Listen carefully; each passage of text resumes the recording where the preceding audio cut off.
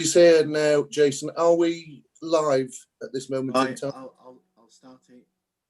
And then we'll get underway. Live now, Chair. Right, I'll give it about 10 seconds then, thanks.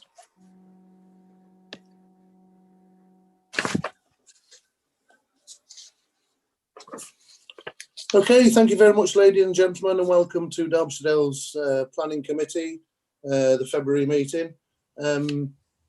Just before we move on, what we'll do is take a roll call. So, Simon, if you'd like to call out everybody's name, indicate whether you're here or what. Thank you. Okay, thank you, Chair. Councillor Archer? Here. Atkin? Here. Bull? Here. Sue Burfoot? Here. Buttle? Here. Donnelly? Here. Elliott? Here. Fitzherbert? Here. Lees? Here. Tony Morley? Sorry. Here. Councillor O'Brien? Yes, here. Purdy? Here. And Slack? Here. All present, Chair, thank you. So, thank you very much. So now we'll start the meeting. So I'll move over to apologies and substitutes. Simon.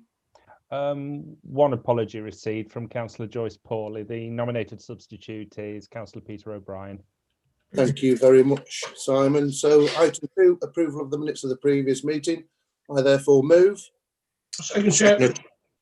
Thank you very much. Can I have a show of hands, please? I think that's unanimous. Thank you very much. Item 3, interest. Anybody? No interest had been tabled. So we'll move on. So we'll go on to applications for determination. The first application is item 5.1, and this is formerly the Good Acres, Furlough Lane, Hogniston. Application number 20/00872 full. Retention of replacement dwelling as built and additional changes to external finishes. Modification of planning permission 16/00054 erection of replacement dwelling and annex. So there is a little bit of late representation. I take it you've all seen it. Also, I'll take that as read. So we will move on to the speakers. The first, we've got 3 speakers. The first on my list is Councillor Suzanne Monteith from Atlow Parish Council. She's to speak in favour of the application. You have 3 minutes, and I will indicate when you've got 30 seconds left. So over to you. Oh, thank you very much, Mr. Chairman. I really just wanted to speak this evening because I've been quite concerned about the basis of some of the objections for residents. This is a slightly strange situation where Good Acres itself is within Atlow Parish, but the majority of Atlow residents live sort of just beyond the hill into the next valley, and few Atlow residents can actually see Good Acres from their property. But the residents who do are most impacted visually, if you like to say, by the building, live on the Hogniston side of the valley. But obviously both parish councils were consulted. Because Atlow's a parish meeting, we consult by on issues like this by consulting everybody in the parish by email. And as with the original planning application in 2016, we had no objections, but there was quite, the odd bit of muttering because, as we all know, that modern architecture is not very popular with everybody. And I certainly couldn't say that everybody in Atlow absolutely adores the building and thinks it's wonderful, but they accepted, nobody objected to it in 2016, and they accepted that it had been accepted in 2016. And they all felt, however strongly they felt about modern architecture per se, they felt that nothing in the changes that you're being asked about tonight actually impacted on the basic issue, which is the dislike of modern buildings, especially in the countryside. And a lot of the objections that I've read on the planning portal have really been concerned about that issue in itself, about whether there should be modern buildings in the countryside. And the impact that this sort of building, particularly at its current stage where it's looking less than pretty, it has to be said, because it's not finished and there's sort of gaps and bare bits and things. But a lot of those representations were really about the whole issue, about whether the building should have been permitted in the first place. Not all of them addressed the actual issues that you're being asked to address, which is the increase in size and the change, you know, some of the small changes, particularly in the windows. Some of the 30 seconds left. Thank you. Some of the objections weren't quite accurate in that, you know, somebody thinks there are far more windows than there were before. I wasn't sure how many members tonight would have been at that original meeting, but my recollection of that meeting was that the members were enthusiastic to approve a really well-designed modern building, which was going to be state of the art as far as environmental credentials, and also the owners were able to spare no expense in getting the best materials. And I would ask you to look at I'm afraid what's being asked about 3 tonight. minutes up. Thank you very much. Thank you. So the next on my list to speak is Councillor Chris State from Hoggerness Parish Council, and he's to speak against the application. You similarly have 3 minutes. I'll indicate when you've got 30 seconds left. Thank you. So Chris State, Hoggerness Parish Council Chairman. We understand the fact the building is there, and we've not complained about the fact it's got at all bigger. It's now wider and taller than it was. I think the bits that we're concerned about, as far as the conditions are concerned, is that we did hope that there, in spite of the growth of the building, you could perhaps temper the colour to try and take off some of the very large size that it is, now that it's that much larger. So we were hoping that there could be a discussion about the colours. It's still a very white, although white-grey colour. We felt that could be toned slightly. The hard and soft landscaping in the first set of plans were quite clear that there'd be a curtilage hedge and a whole load of greenery around the front of the building to take that harshness and blend it back into the hillside. We've got used to the building. We're happy, we understand that, but we'd like to get the hedges, as we saw before, around the building returned, but that's not reappeared on the latest plan. And finally, we are encouraged that he's done the tree planting. We do know there's about 6 or 7 big ashes that are going to die with ash dieback in the next 5 years that really snuggle the building into a sort of country scene, as you would say. Those are sadly going to disappear and the building would reappear quite starkly. We'd like to try and do the best with spinny type planting and planting that sort of the description of the area, we call it peak fringe and lower Derwent countryside, I think. And we'd just like to try and get that field vision with those extra trees in it somewhat more. So I'm just asking for the planning committee to nudge the colour planting. Nothing more than that. We just think that's all, you know, we're going to get used to the building. We are used to the building. We would just like to get some details of the original plan back in place. Thank you. That's all I have to say. Thank you very much, Councillor State.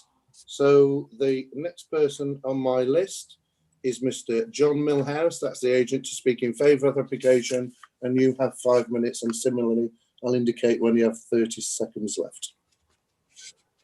So over to you, Mr. Millhouse. Thank you.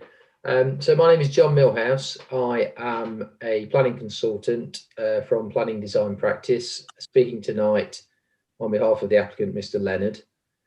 My practice worked on the original application in 2016 alongside the architect Stuart Jackson, and then we were re-employed about 18 months ago to help with the current application.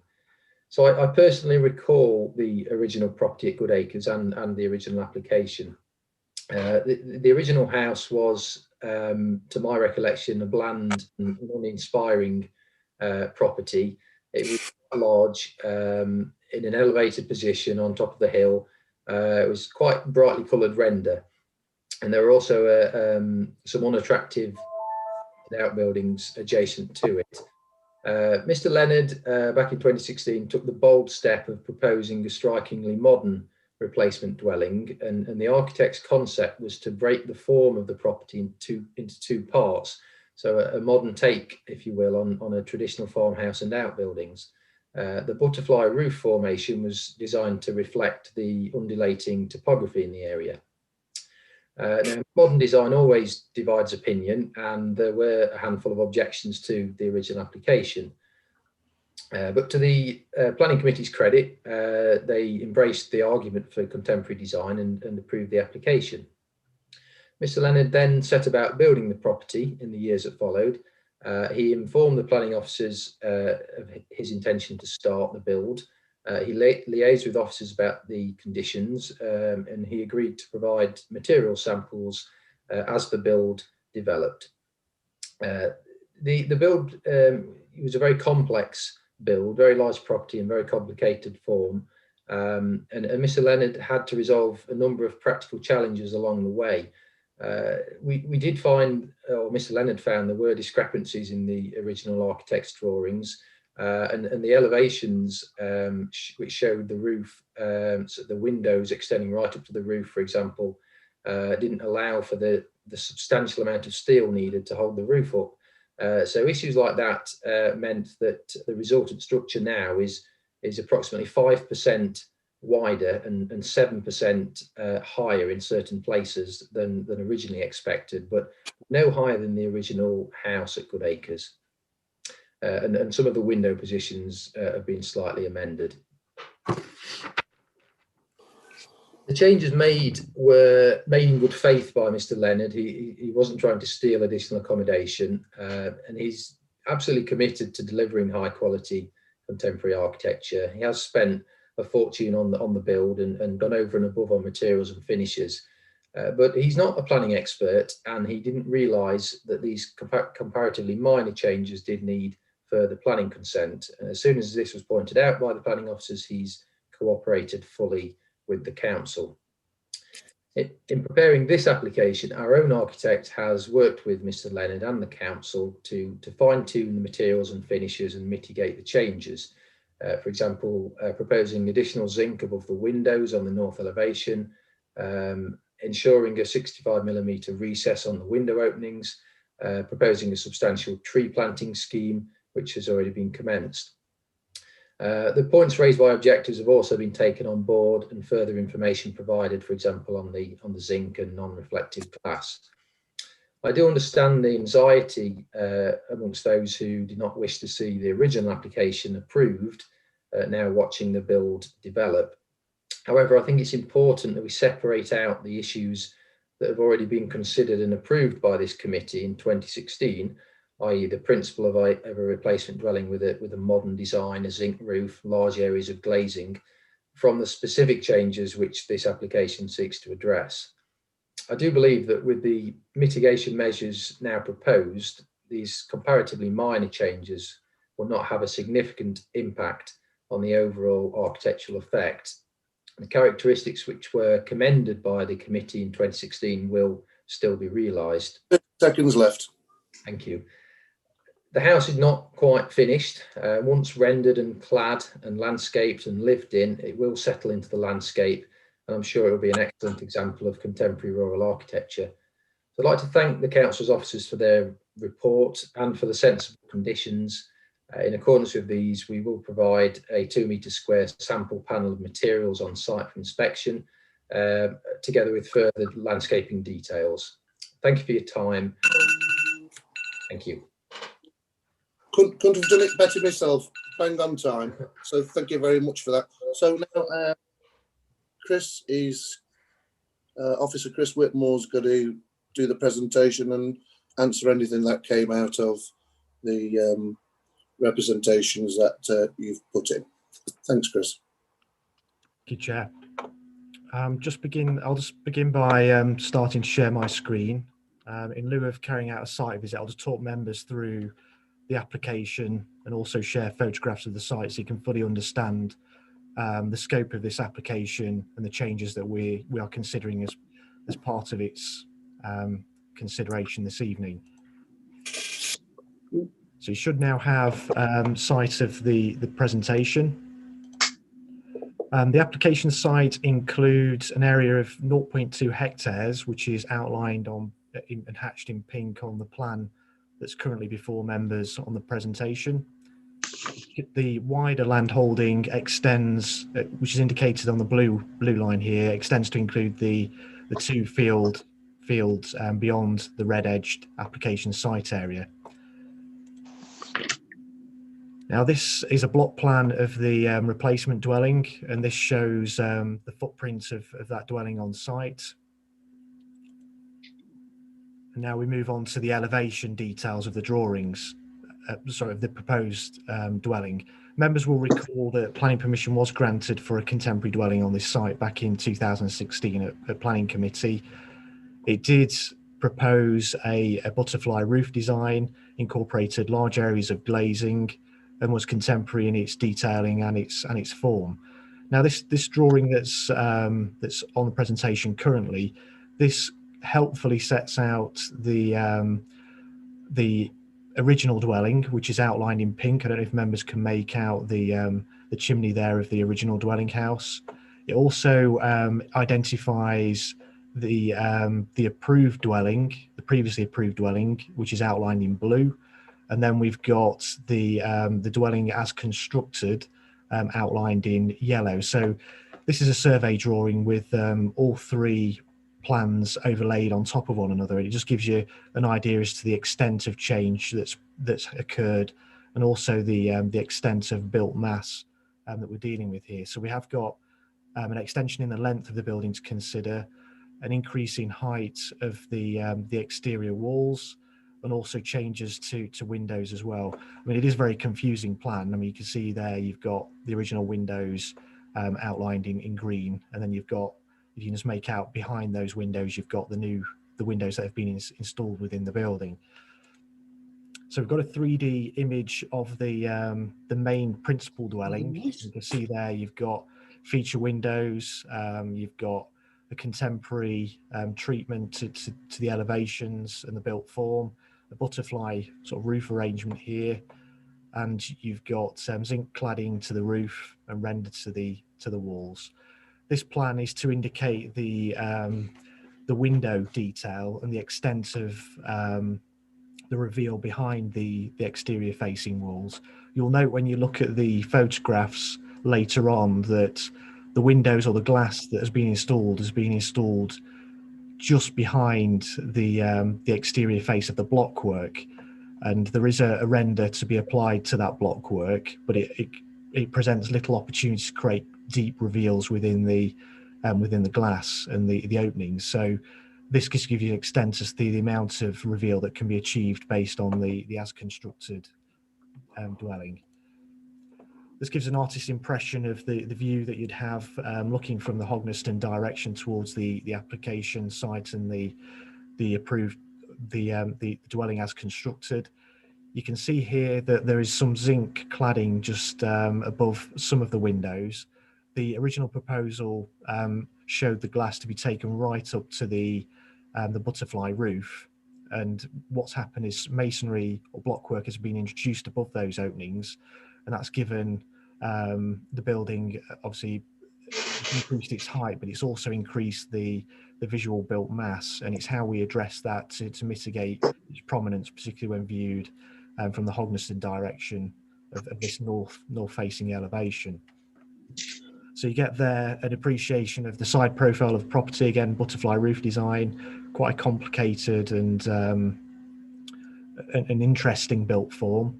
You can see here you've got render to the walls, the majority of the walls, but at ground floor level and on the return of this side elevation on the frontage, you've got dry stone walling as well. And then to the annex part of this this dwelling, you've also got a timber clad element to it. Again, we've got an overlay drawing which shows the original dwelling on site, which generally the approved dwelling generally occupies the same part of the site and covers a similar floor area. And you can see here the outline of the as approved dwelling and the as constructed. The as constructed dwelling is the yellow outline on this drawing, so you can see the difference in height on that plan. This is the front elevation, so from Furlong Lane, this is what you'd see. You've got this projecting sort of boxed element at first floor level, and you've got the dry stone walling, which is taken right up to the butterfly roof on that frontage for a small section there. You've got the main entrance to the property through this glaze part of the dwelling, and then you've got the annex building just off, just to the left of that, which is going to be clad in timber. Let's go back to the previous slide. Again, that shows the overlay. You can see here you've only got the 0.3 metre difference in height on the front elevation, and it's broadly in line with what was approved. You've got the other side elevation. So this is from the Atlow direction coming along Furlong Lane. This is what you would see if you see the full extent of that side elevation. You don't really see it to that full extent because of the topography and the boundary treatment and the position of the road relative to this site. But floor plans are largely consistent with the previously approved dwelling. It is a large replacement dwelling which includes ancillary accommodation, an annex building for relatives or visitors to the property. You've got the main bedrooms here on the first floor plan, and then you've got a basement level with gym facilities and underground parking, and a lift that will provide access down to that space. As part of this application and following concerns raised by members of the public, the applicant has presented a landscaping scheme which deals with planting on their wider landholding. So you can see here you've got quite extensive planting along the northern boundaries and the eastern boundaries of the site. Hognaston Parish Council have mentioned in their speech or their comments to members that some of the ash trees along these boundaries will eventually die, and the applicant's mindful of that and has proposed quite significant new planting, has implemented the planting which is highlighted light green on this particular plan.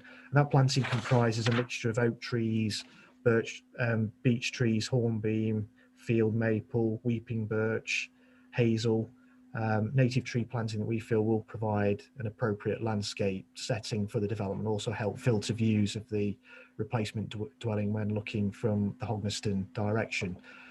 There is on this drawing phase 3 planting, which you can see just the west of the planting that has been recently introduced.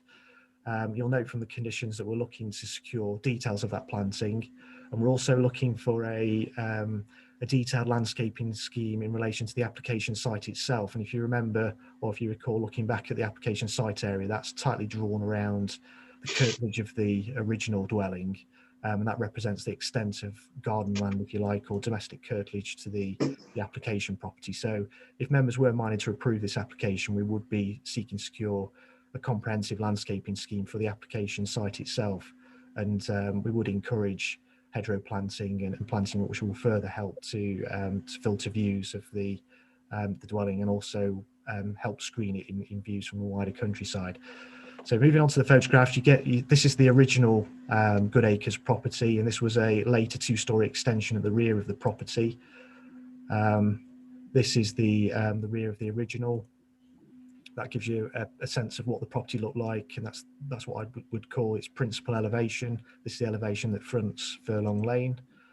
You had a low-slung agricultural building to the west of that.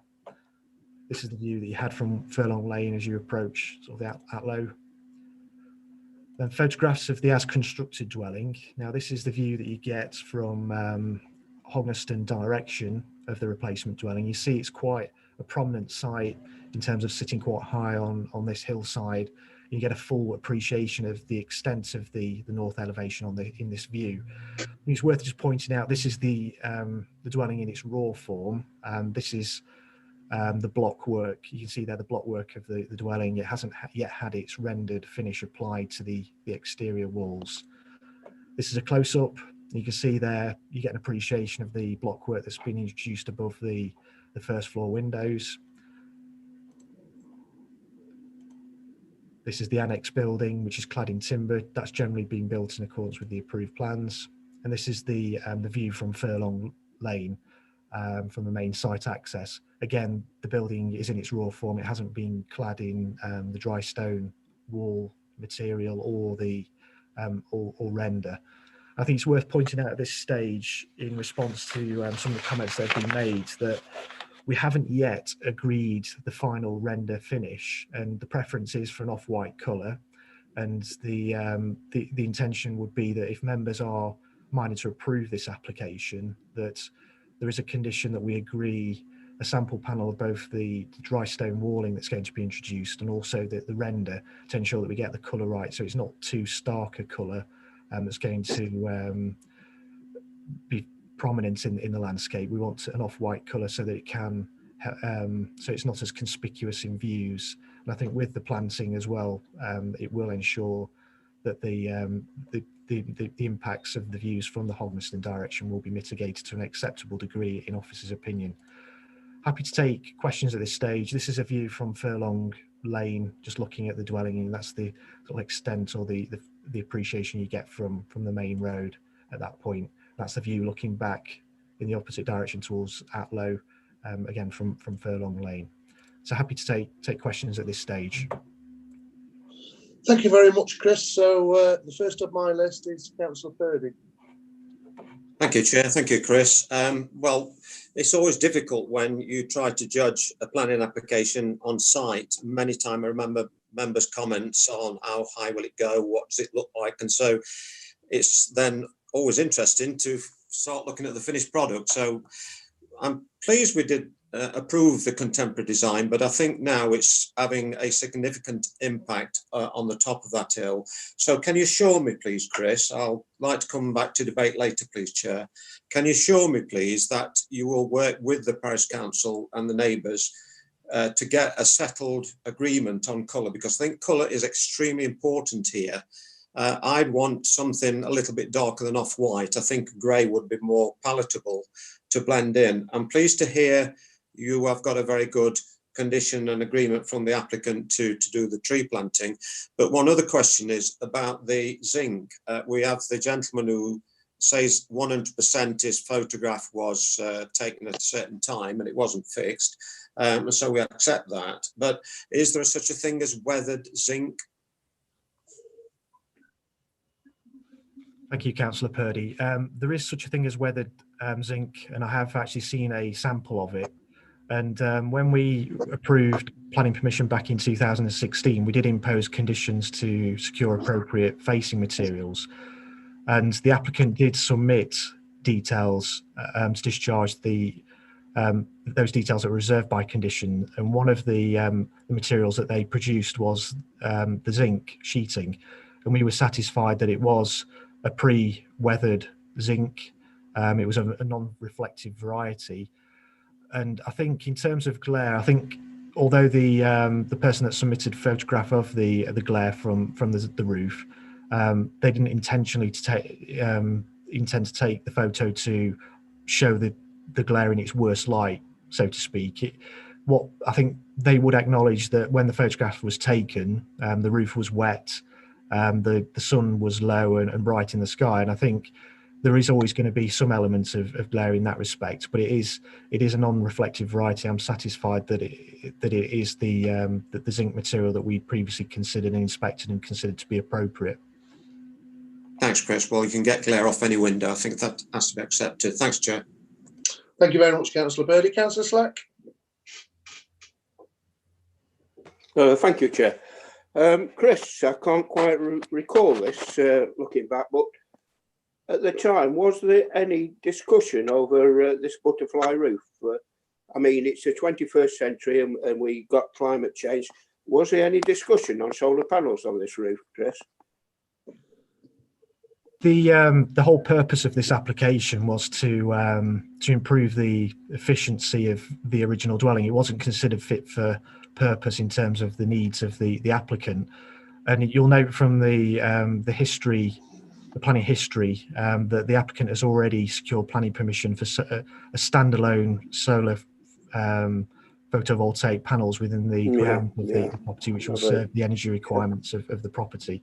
So there isn't a need for further solar panels to the roof to serve those energy requirements, but they are introduced as part of the overall development. There is microgeneration on site. Can I just come back, Chris? Will it be completely, is energy completely self-sufficient now then with these micro generation?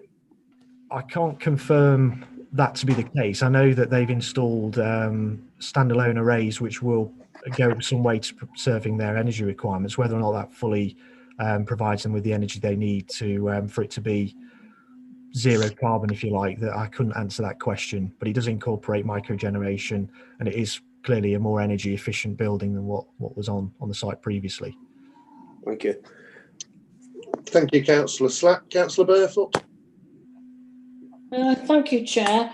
I've got 3 questions, please. The first one leads on from what Councillor Purdy said, in that I do think it's crucial that the visual impact of this building is perhaps decreased a little bit. I certainly haven't got a problem with modern buildings, but is it possible as to come to an agreement with the agent and or the applicant, to come up with a more muted colour than the off-white? Off-white could be practically white, looking at paint palettes, but if we could come to a mutual agreement on that.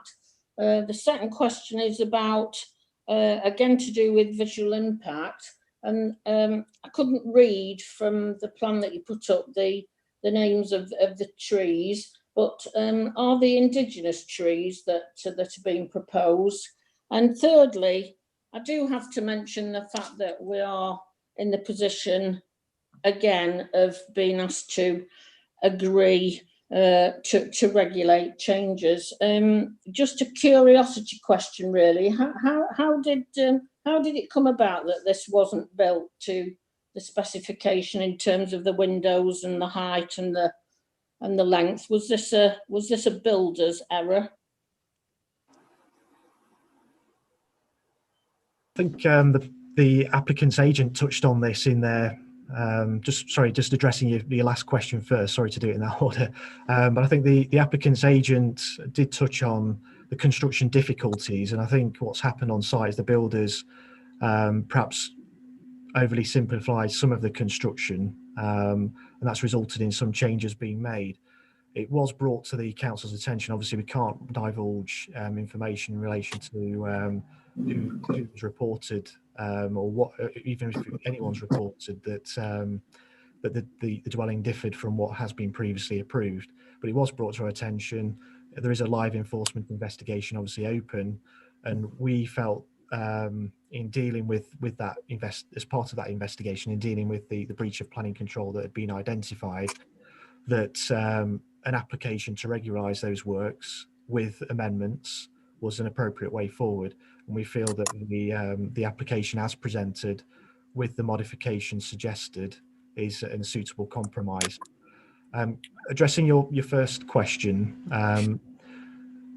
I think the applicant will have to make an application to us to discharge the details reserved by condition. I think given the interest that's been expressed by Hognaston Parish Council, there's no statutory requirement for the local authority to consult parish councils or anyone in relation to applications to discharge conditions. But I think it's something that the applicant would be happy with and would welcome. And I think as part of that process, we will engage the parish council just to at least share with them what's been proposed and our thoughts on it before coming to a decision on the appropriateness of the render colour. And finally, the tree planting. We have got, I mean, I appreciate that plan that was on screen was terrible in terms of you being able to see what the planting is, but we've only got details in relation to the phase 2 planting. The phase 2 planting is on the westernmost part of the applicant's wider landholding. Sorry, the easternmost part of the applicant's.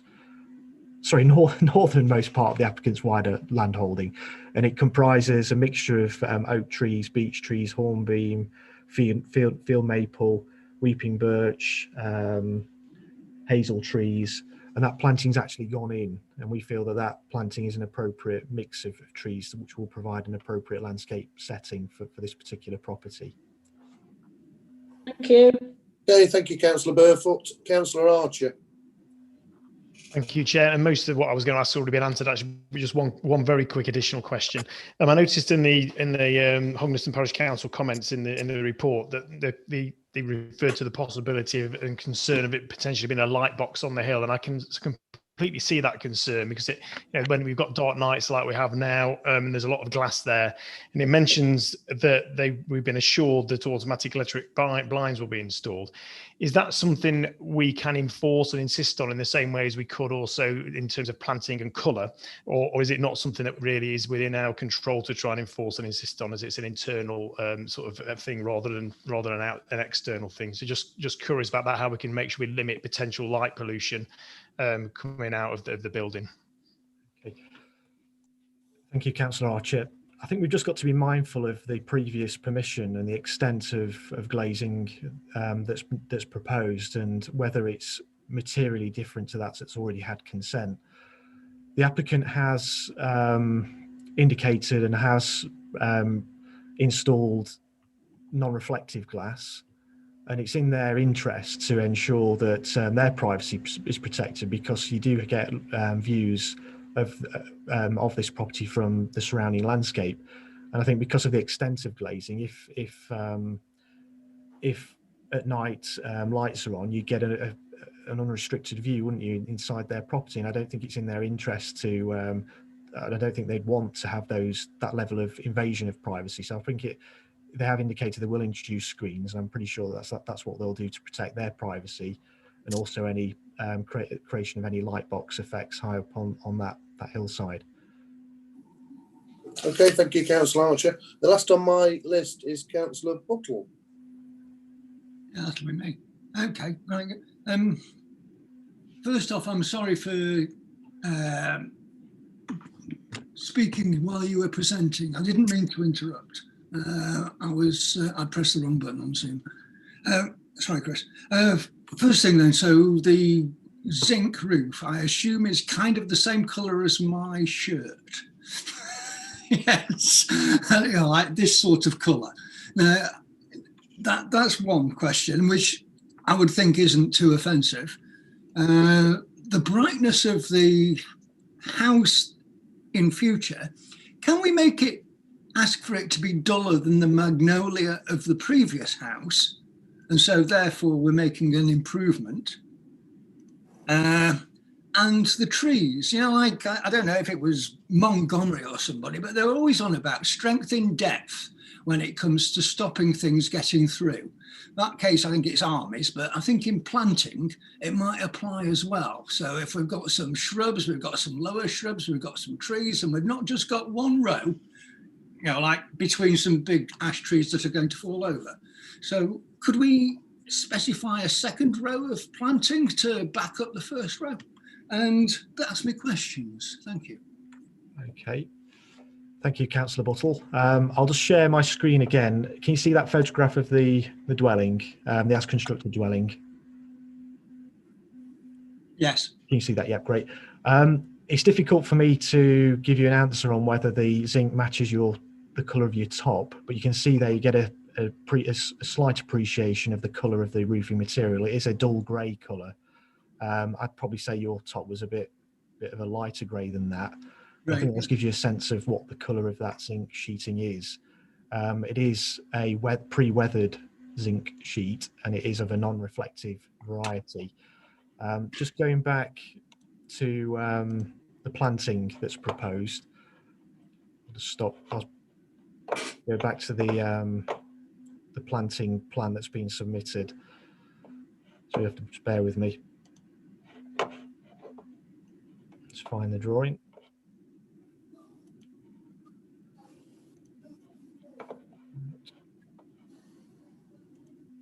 I'll just share my screen again.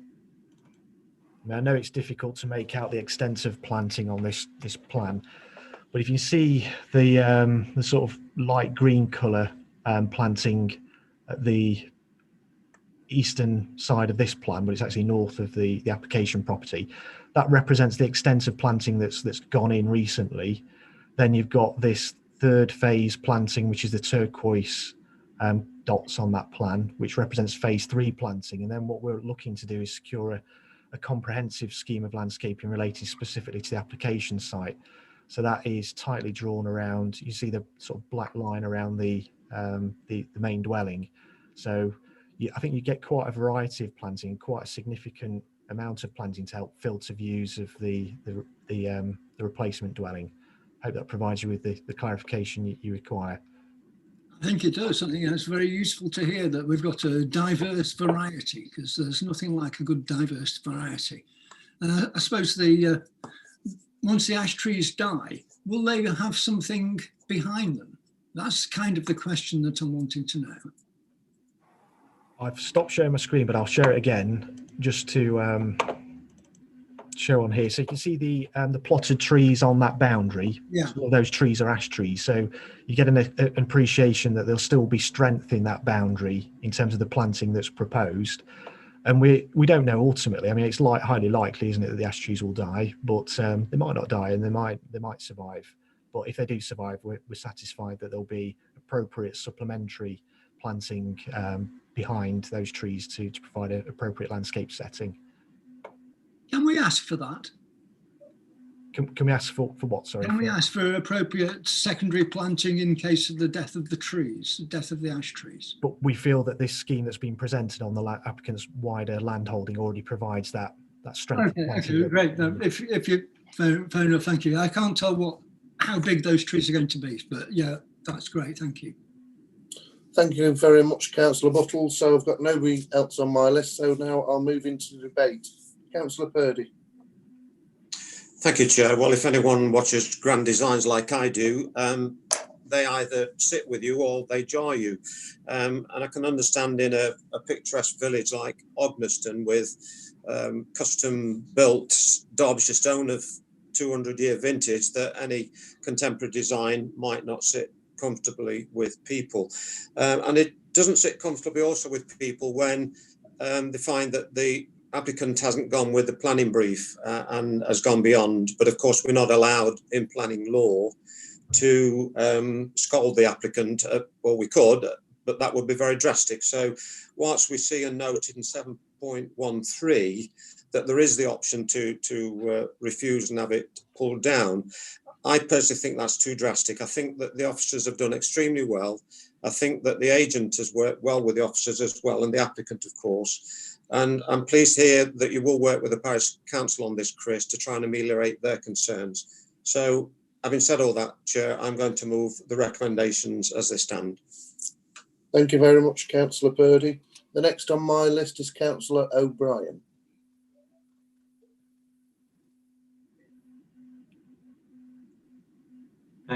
Thank you, Chair. I'm quite happy to second that recommendation, but I did want to make a suggestion to colleagues, and this is in relation to the suggested conditions 6 and 7, which relate to the landscaping, because I entirely agree with the comments of the representative of Hogneston Parish Council, or represent from Parish Council.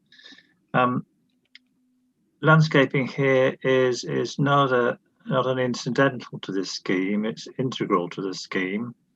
It's not just there to shield the building, it's there to enhance its setting. What I would suggest that rather than the condition 6 and 7 requiring the full drawings to be presented and agreed prior to occupation, that they are required to be prepared and agreed prior to the commencement of works. I understand that the construction has already started, but a condition that way, I think, conveys to the applicant the importance that we as a council see landscaping on this application, and it ensures that a full landscaping scheme is prepared at early doors and is not left until the last minute when things tend to get forgotten.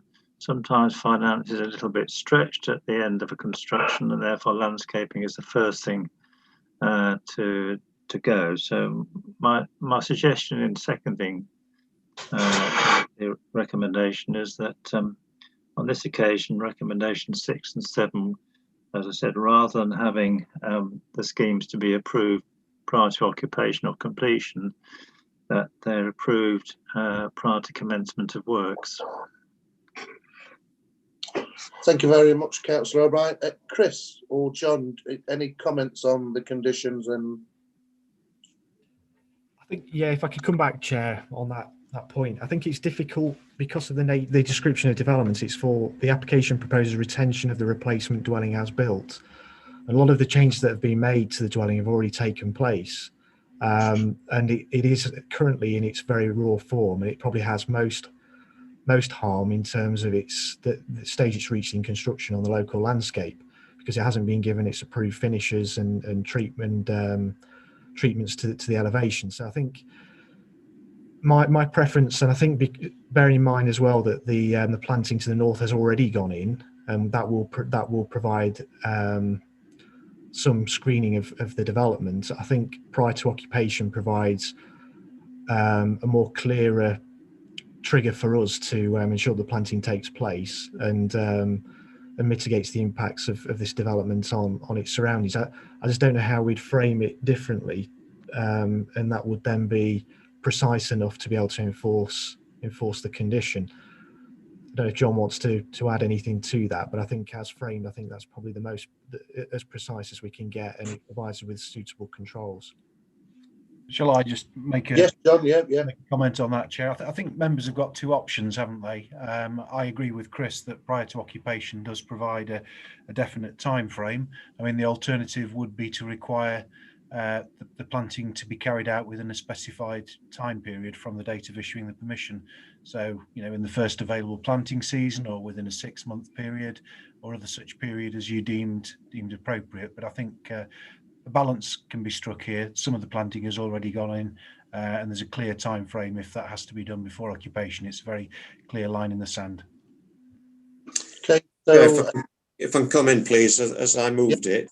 I hear where Councillor O'Brien's coming from, and I'm pleased to hear also from Chris and John that work has already started on tree planting. Reading the first line of condition 6, prior to occupation of the dwelling house, that's understandable. And then a timetable for completion. So I think that's where you're coming from, John. So I would like to see a check on this within 12 months. And I think that gives then a check on and an advisory note to the applicant that they've got to get some trees in by 12 months. Because let's face it, trees don't grow overnight.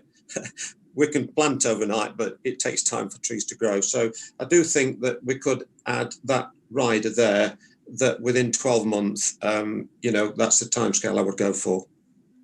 Thank you very much, Councillor Purdy.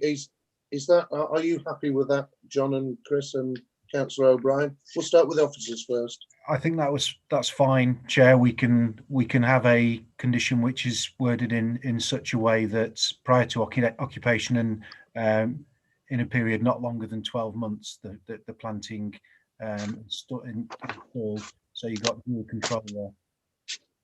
Yeah. Are you quite happy with that, Councillor O'Brien? I'm happy with the officer's views. My point is that I think landscaping is an integral part of the design process. It isn't something you leave until the end. That's the point I was trying to make. But right.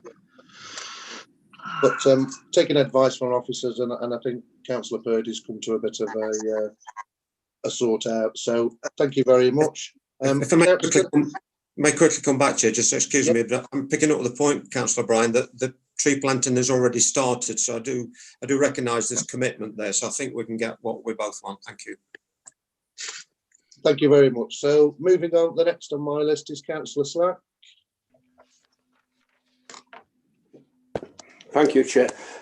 Yeah, I do take this on board that we've gone so far down this road now, we can't really turn back. And this property in this area probably wasn't the wisest thing to do, because it is a very rural area, a very traditional rural area, and it probably doesn't sit right in this area, but we are where we are now. And I think we've got to carry on and go forward. And I agree with Councillor Purdy and Councillor O'Brien on this. In regard to the trees planting, these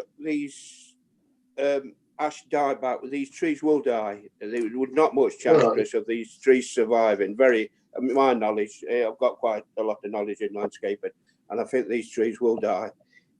All my experience recently, that ash trees have really suffered, and I've not seen hardly any survive. So they will need additional planting really to replace these ash trees. So I hope this is bearing in mind as we can do replace these ash trees. That's one of my something I would like to add to this, Chair.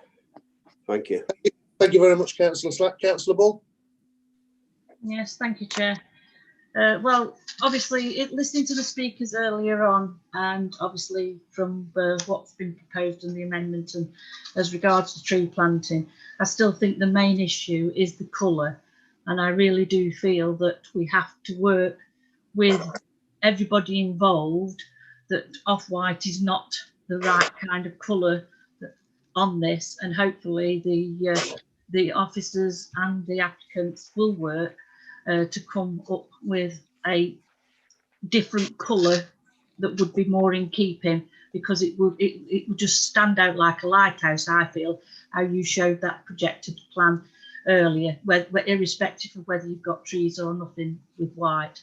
So I really do feel that white is not off-white or anything else, still is not the right colour to be put there, and I really hope that that will be worked together with to come up with a sensible colouring. Thank you. Okay, thank you, Councillor Bull. And the last on my list before we go to the vote is Councillor Richard Fitzherbert. Thank you very much, Chairman. Well, I'll be brief. I mean, I think it's a shame about the enlargements. I did pass by it the other day when I was coming back, and it is perhaps slightly there have been reasons for that from the agent, but I think we've got to move on now, and I'm pleased that generally, the residents of Atlow and Holston have made very sensible comments about this house, and I hope that one day we will hopefully come to admire it in our landscape. But I think it's a very good idea that Councillor Purdy's put in a sort of 12-month check, and I hope that will be sufficient. Thank you. Thank you very much, Councillor Fitzherbert. So it's been moved and seconded that the application be approved with conditions and with the extra, as discussed, the 12 months, and also looking at the finishes.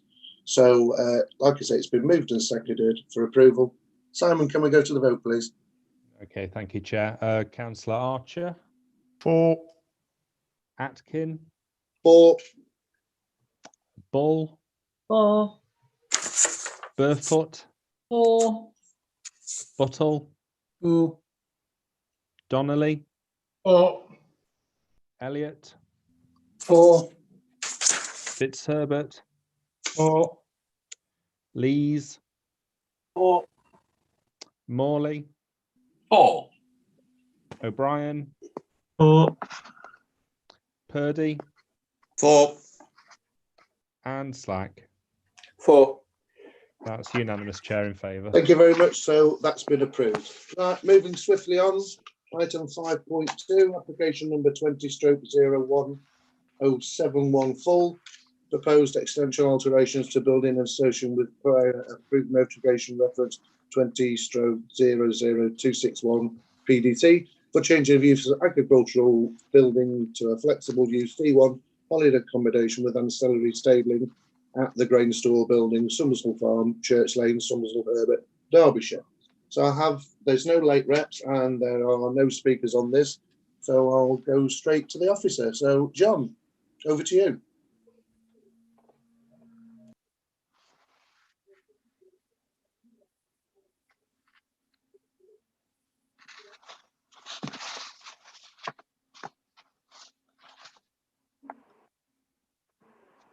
You there, John?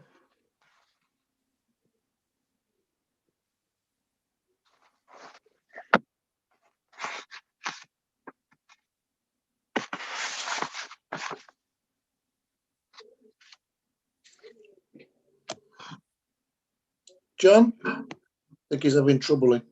I'll see if I can unmute you. That's it. And then go start sharing screen. There you go, John. I've unmuted you.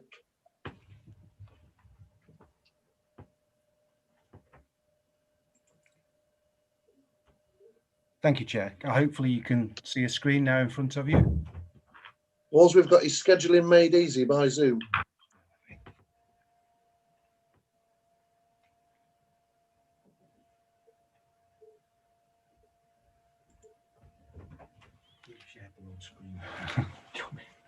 Stop sharing. Say, Chris, do you think you might give him a hand? Yeah, I'll just stop sharing screen. It's that one, isn't it?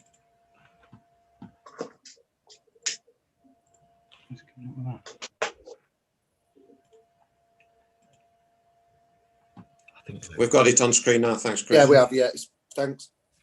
Sorry for those technical difficulties, Chair and others. It's quite all right, John. I'll just run you through this presentation. We've got an application to convert a building. You can see the building within the area hatched pink on the screen there. It's the building at the southern edge of that pink area. That building was granted permission back in May under a permitted development regime called Class R of the General Permitted Development Order, and that granted permission or granted prior approval to convert the building to a flexible use for holiday accommodation. I'll just go through the drawings here. So you can see there the grain shed hatched and the access road that leads up to it. Immediately to the south of the grain shed is a holiday complex of converted buildings. You can see there the grain shed with associated parking and a stable yard lying alongside. This is a drawing of the interior of the proposed building. It's going to be converted. The scheme that we're looking at today is for the operational development associated with the change of use of the building. The interior of the building is going to be converted to a combination of bedroom accommodation for people staying at the site. I think there's 6 bedrooms in total, and associated holiday living accommodation, and also within the building is stabling for horses. And the intention of this, under the terms of the original permission, is that is for visiting horses associated with the ancillary to the people who are staying in the accommodation. As I say, that prior approval has already been granted for the change of the use of the building, so the principle has been established, and what is proposed in this application is the operational development associated with the exterior of the building. So the original cladding to the building is going to be replaced, renewed, with a new roof put on the building and windows and cladding inserted in the elevations to make it viable as a holiday let with associated stabling. Some photographs of the building. This is the access road that leads from the public highway up to the farm buildings. This is the building itself. It's former grain store. It's looking a little bit tired in terms of its external appearance, with the cladding sheeting clearly in need of repair and upgrade. That's the end view of the building. And that's the relationship to the adjoining converted buildings, which are holiday lets. Again, another view of the building. You can see it's quite a scale. And I think I'll stop sharing at that point, Chair, and take member questions. Right, so members, questions? No? No. Councillor Fitzherbert. So I'm trying to work out why this has come to committee, really. Is it because it's so substantial? Is that really the aspect of it? I mean, I was hoping to visit this as well, but the weather intervened. You know, because I'm always interested in tourism. and new places in and around. I just wonder if you could just explain why it's come to this committee. Yes, Councillor, it's come to committee because there are 5 unresolved objections to the scheme, and that's the trigger to bring it to a public meeting. Okay, thank you very much, Councillor Fitzherbert. Councillor Slack. Yeah, only a short question, Chair. Holiday lets, will there be any permanent residents there, or will it be all holiday lets? The idea, Councillor Slack, is that the building is converted to provide accommodation, overnight accommodation for horse riders who want to bring their horses to the site to then use local facilities, local bridleways. So under the terms of the original prior approval, the use is defined as being holiday accommodation. That's the flexible use, which covers hotels and other such buildings being converted from agricultural buildings. So it is just holiday accommodation. It's not possible for somebody to permanently live there as part of this scheme. Yeah, thank you, Joe. Great, thank you very much, Councillor Slack. Councillor Donnelly. Thank you, Chair. We're in debate. Not yet. Do you want me to put you down for debate? Yes, yeah, I'll come back. I'll move it to later. Thank you very much, Councillor Donnelly. Councillor Purdy. Thank you, Chair. Picking up on Councillor Fitzherbert's point, for the sake of transparency, I just wonder if it'd be helpful if one of the officers would just expand on why they've ruled over the public comments. I think, you know, they might not all read the document, but just give an understanding whilst we're on film. Just very brief. Yeah, no problem. Certainly, Councillor Purdy. I think a lot of the public concern here relates to some noise and disturbance that's been suffered from existing adjoining uses. So we have adjoining holiday accommodation, which I think from time to time attracts large groups and leads to noise and disturbance. So that's one element of public concern. There's concern also about the traffic implications of reusing this building in this relatively remote rural location served by quite narrow roads.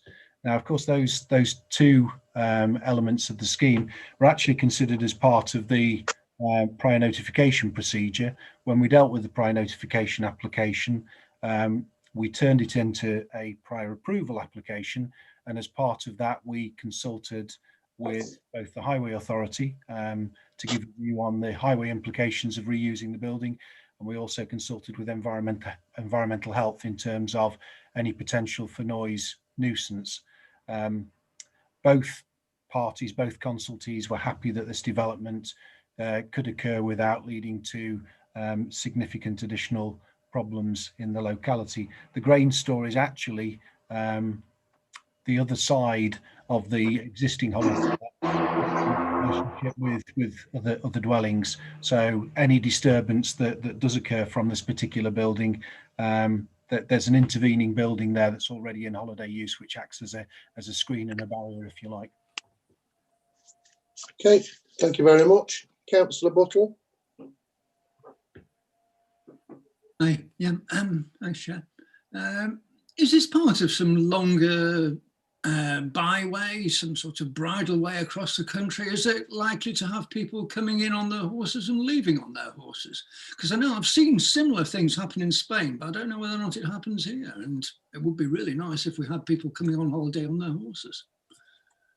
Yeah, there isn't a bridle way which immediately comes into the site, but it's relatively quiet area of countryside. I'm not sure how much land holding there is there, but there's clearly the possibility of developing a holiday.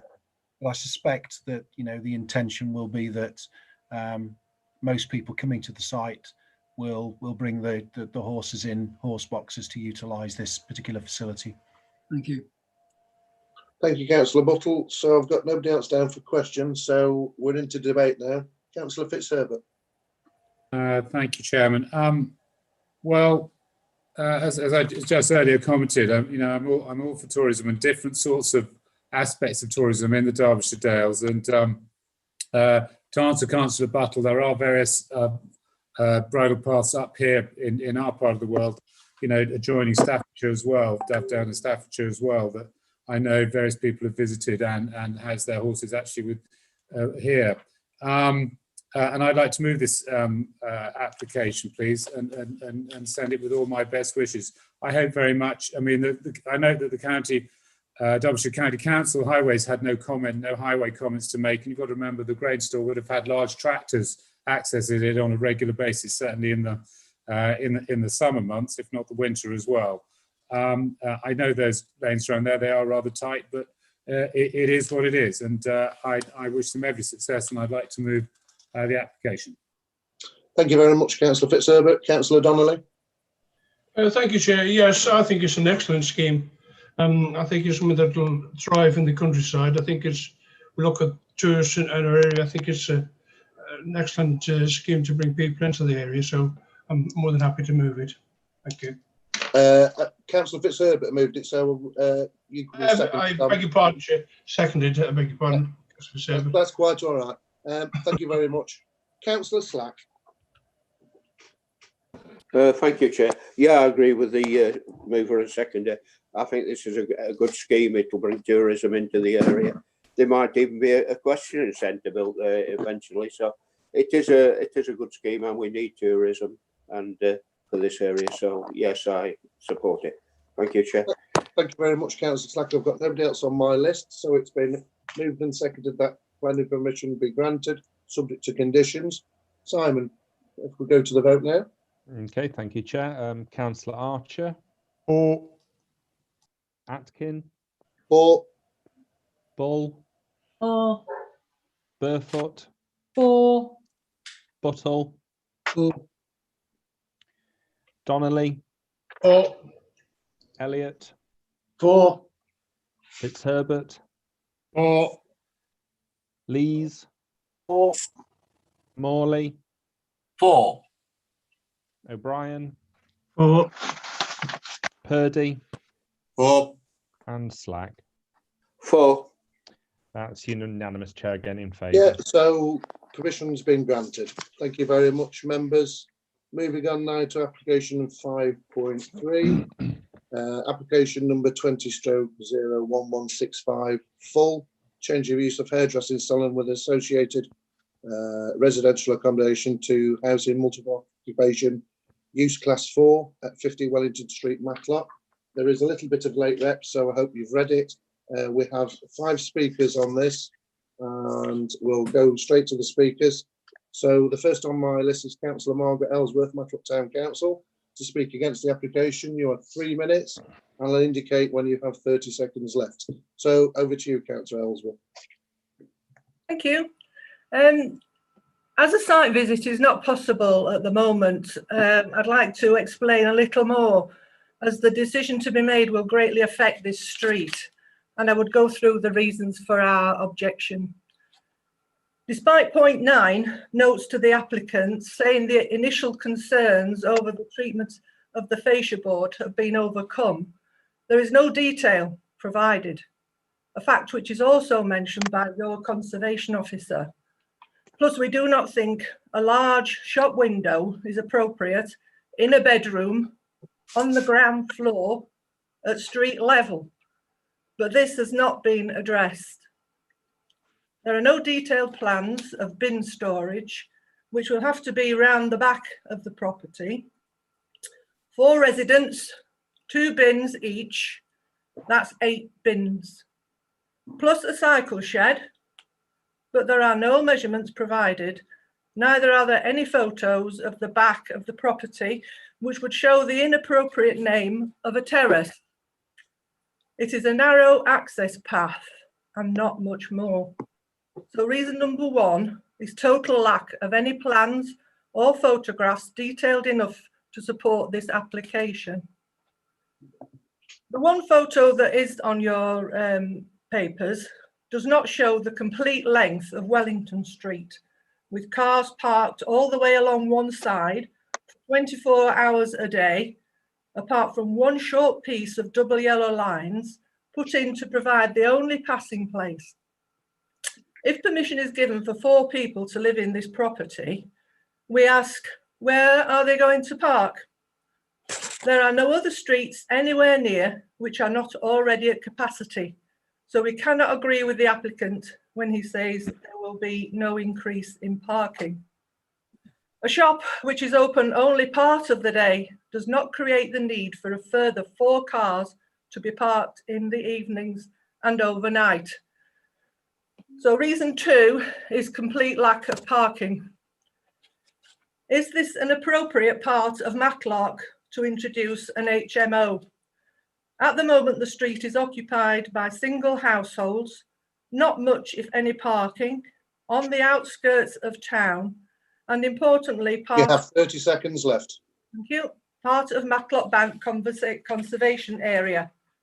The operation policy reads well, but who is going to make sure these are kept? Giving reason number 3, introducing an HMO in this area is not in keeping with the surroundings. Finally, there have been responses from 5 statutory consultees, none of whom are supportive of this application. That's it. You have that's your 3 minutes up. Thank you. Okay. So the next on my list is Mr. Philip Branford, local resident, to speak against the application. Similarly, you have 3 minutes, and I'll indicate when you've got 30 seconds left. So over to you, Mr. Branford. Thank you. Good evening. My name is Philip Branford and I live at 3 Oldham Villas, which is directly behind the salon. I work as the Environmental and Sustainability Manager at a local NHS trust. Thank you for listening to me this evening. As we feel up till now, we've largely been ignored. The planning officer has only visited the applicants who cannot possibly give a balanced view on which to make decisions. Firstly, I want to stress that our objection to the HMO proposal is not based upon prejudices against any potential tenants, but rather the unsuitability of the location for such a development. This objection is felt by a large number of close neighbours, as evidenced in the petition we submitted. We've been given no evidence for a requirement of a HMO in this area, or specifically on Wellington Street, which is already a densely populated location, including families and young children. The unique acoustics of the area created due to the topography and close arrangement of the buildings amplify noise levels. This cannot be solved with soundproofing. The proposal will increase the number of unrelated residents to a potential of 8. Currently, outdoor noise, including conversations and the playing of music by the salon residents and that of other neighbours, result in a very loud environment. On several occasions, this has affected the use of outdoor spaces. This strain would only increase with more unrelated occupants. No regard has been made to the loss of amenities such as these of neighbours in either the planning document or the planning officer's report. If this HMO was to suffer with similar, more serious issues like the one on Dale Road, this impact would be greater still due to the characteristics of this location. The salon is situated on top of a very steep hill. Accessing town on foot and its related services is very challenging, particularly for anyone with a mobility issue or a disability. There is no off-street parking at the salon. New tenants and guests with vehicles will be forced to park on the street, which is at capacity or close to at all times of the day. This will cause difficulty for new and current residents. The planning officer's report repeatedly refers to the proposal being sustainable. It is not, and shows a misunderstanding of the term, and the officer should refrain from using this as a buzzword. This proposal will negatively impact the established community. It removes the local business that supplies the service, in addition to the loss of a family resident in favour for a HMO, which is not a sustainable use of the premises. If approved, little clarity is given on if the HMO would be licensed by the council, and if not, by whom and how it would be managed. Without this information prior to approval, there is no way of knowing the intended number of tenants who will be at this property or the potential impacts. This should be clarified prior to approval, as it will also impact on fire regulations. Other concerns are the lack of detail around the plans, specifically on drainage, waste management, and how the shopfront will be addressed. Thank you for your time. Bang on time. Thank you very much, Mr. Branford. The next on my list is a Mr. Andrew Minshaw, local resident, to speak against the application. You have 3 minutes, and I'll indicate when you have 30 seconds left. So thank you very much, Mr. Minshaw.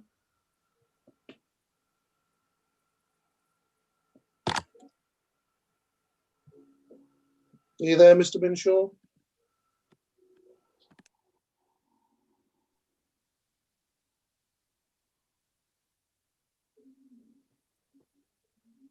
Mr. Minshaw, I can see you and your wife together. It's your time to speak. You have 3 minutes.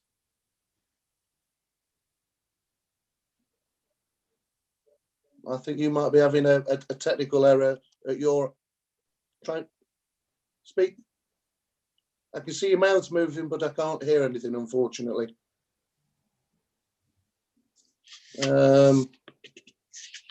Similarly, for you haven't got another device. I mean, I'm quite prepared to let the other speakers go if you've got another device you can get on. Do you want to try that? So I'll tell you what. We'll go to Councillor Steve Wayne, who's another one on the list. And of course, Steve, you've got 5 minutes. So if you can try and make it out for 5 minutes, we'll see if we can get Mr. and Mrs. Minshaw back on. Thanks, Steve. 5 minutes. Will do, Chairman. Chairman, members of the committee, officers, thank you for giving me the opportunity to speak before you tonight. Firstly, I must stress that this application would have benefited from a site visit, particularly the rear of the property, which impacts upon the residential area of Wellfield.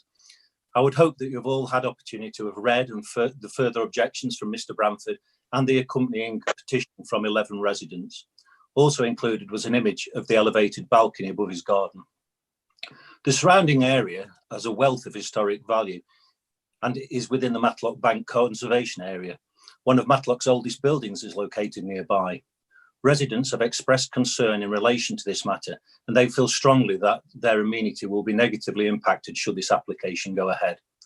The front of the property is located onto Wellington Street, an area half a mile from the town centre at the top of a very steep hill. To negate the steep incline, the Victorians built a tram system to enable visitors to access the hydros. Today, the transport of choice is sadly the car, to go to work, to take children to school and to do the shopping.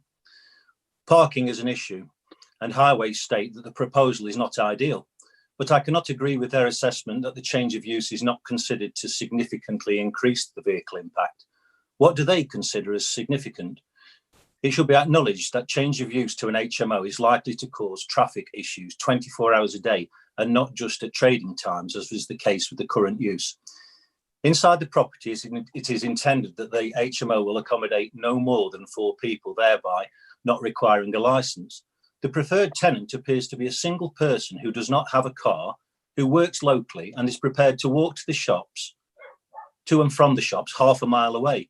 This criteria appears very ambitious, and I ask how likely it is that the agent will find 4 perfect applicants. I'm also deeply concerned how the occupancy is going to be policed in such a tight residential area, and who will check to make sure excess occupancy is not an issue. There are also already issues with another HMO in Matlock. As mentioned, 5 or more occupants require a licence and also may have an impact on fire regulations. The 4 residents will have large bedrooms, which range from 14.9 to 10 square metres, each with an ensuite bathroom. All of these rooms substantially exceed HMO guidelines, and therefore there are potentially 3 double rooms and 1 single. Moving to the so-called amenity space at the rear of the property, this is where I fear the greatest impact to the residents will be. The area overlooks neighbouring gardens, and the noise will be amplified due to its elevated position. The officer has not given any indication whether any sound moderation has been considered for the amenity space, but has considered inside the property and also the impact upon leaving. With regard to PD1, I suggest that it is highly likely that the residents to the rear of the property will suffer from visual intrusion, overlooking and unacceptable noise, which will adversely affect their local character and amenity of their neighbourhood. The officer states that regarding policy HC9, the small terrace would provide some amenity space and would not have any adverse impact on the ground floor or the rear gardens. How can she be certain of this, as the residents who actually live there disagree? Due to the nature of the HMO, it is very likely that there will be a regular turnover of tenants, so it is unlikely that there will be any embedded community ties, thereby frustrating the development of trust and confidence in this community. In regard to policy PD2, conservation of heritage assets, I cannot see where this development contributes positively to the character and enhancement of this neighbourhood. I do understand the need for houses of multiple occupancy, but from experience as a councillor and also as a former police officer, they can be problematic. And I do not consider it wise to locate one in such a compact residential area. Ideally, they should be located in locations closer to transport hubs and shops, therefore making them more sustainable. I respectfully ask that you take account of the concerns of these local residents and recommend refusal of this application. Thank you very much. Thank you very much, Councillor Wayne. So I'll go back to Mr. Andrew Minshaw. Can you hear me, Mr. Minshaw? I think it's just trying to connect to the audio, so we'll just give it a couple of minutes, see if we can get you up and running.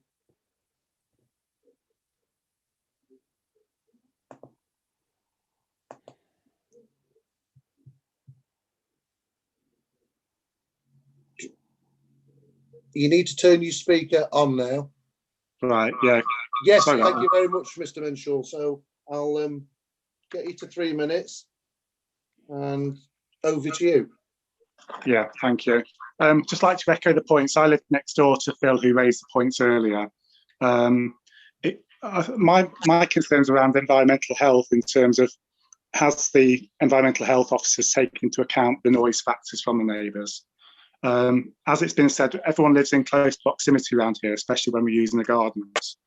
And if there was issues in terms of requiring to call out environmental health or the police, is it down to the local residents being responsible for doing that? And have any sort of impact assessment been put on those services to see if they'll be stretched or have got the capacity to actually come out to those issues?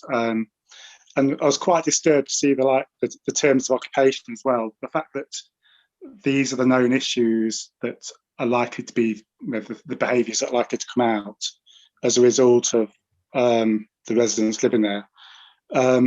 What actions will be taken against those residents if those behaviours are breached? Are those tenancies terminated immediately? I'm not sure. So it's those sorts of things I'd like to be covered.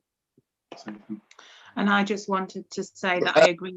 Excuse me, you've both got 3 minutes each. So, I mean, if that's the end for you, Mr. Minshaw, and you want to move over to your wife, I'll do that and restart the timer. Okay, so I'll restart the timer and you get 3 minutes. So if you'd like to speak now as Mrs. Minshaw, you'll get the full 3 minutes.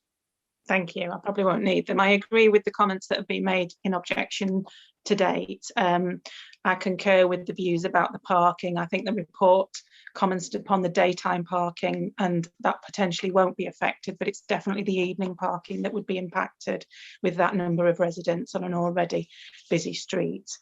I had an issue with the report writer. There's a statement in it that says that because it's a raised elevation on the rear, that it wouldn't be a problem for us, but that does tend to indicate that it hasn't been viewed, because everybody in every garden can view that balcony, and that balcony can view everybody in Oldham Villas numbers 1 to 4. So as has been said by number 3 and my husband, any activity on that terrace will have a huge impact on the residents of numbers 1 to 4 Oldham Villas. And in addition to what the lady said at first, it's a really small terrace with a very small wall.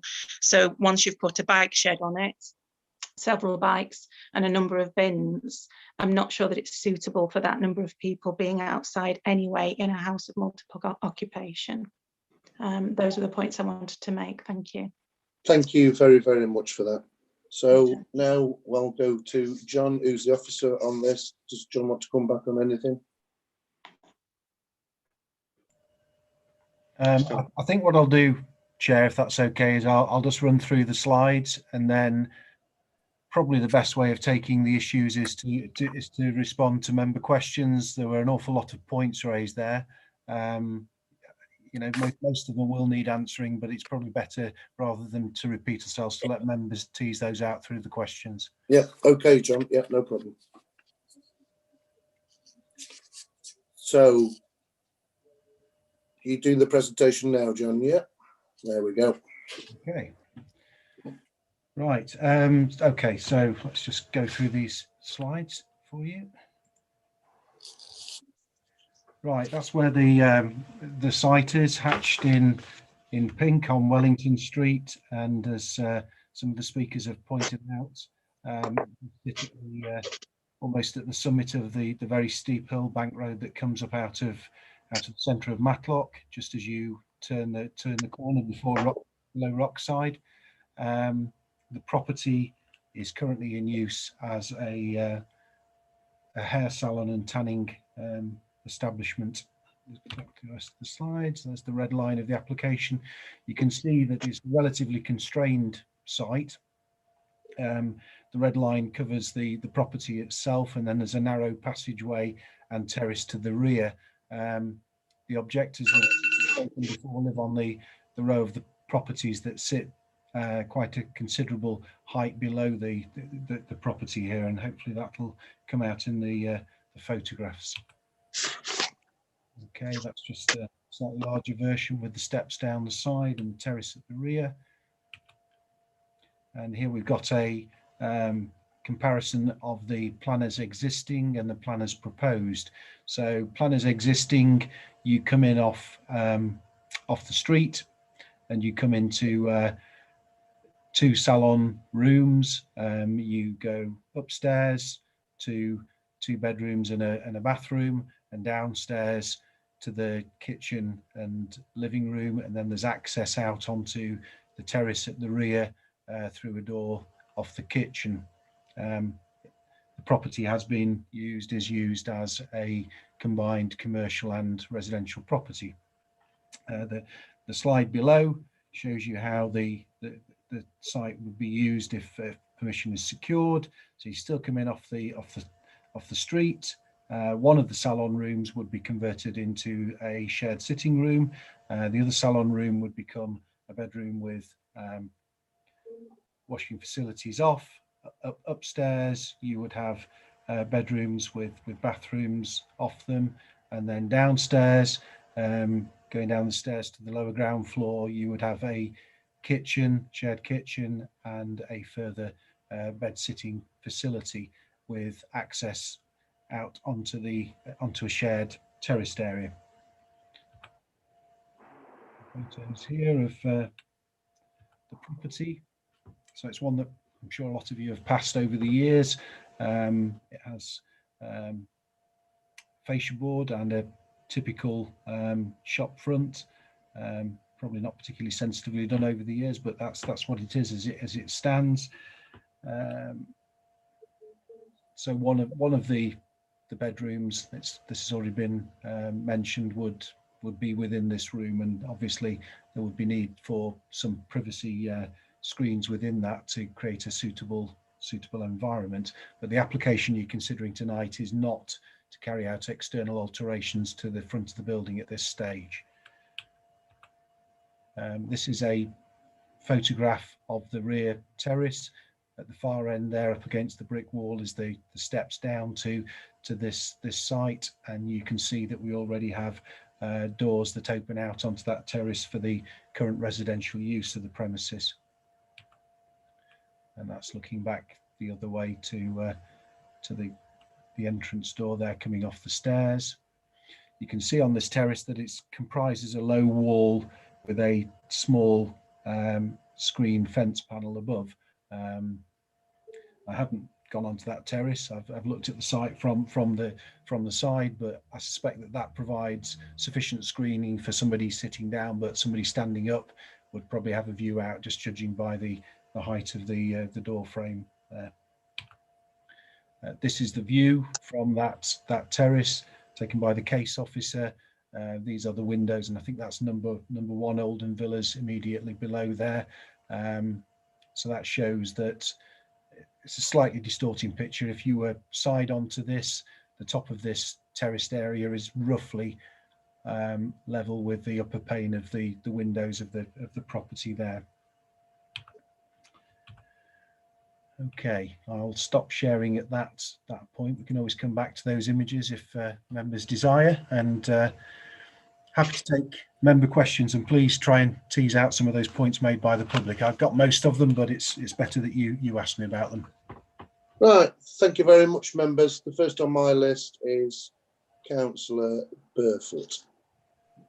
Thank you, Chair. I've got 6 questions. some of which I think are probably easier to answer than others, but do you want to do them one by one? Yeah, go ahead, Sue. Councillor Burfoot.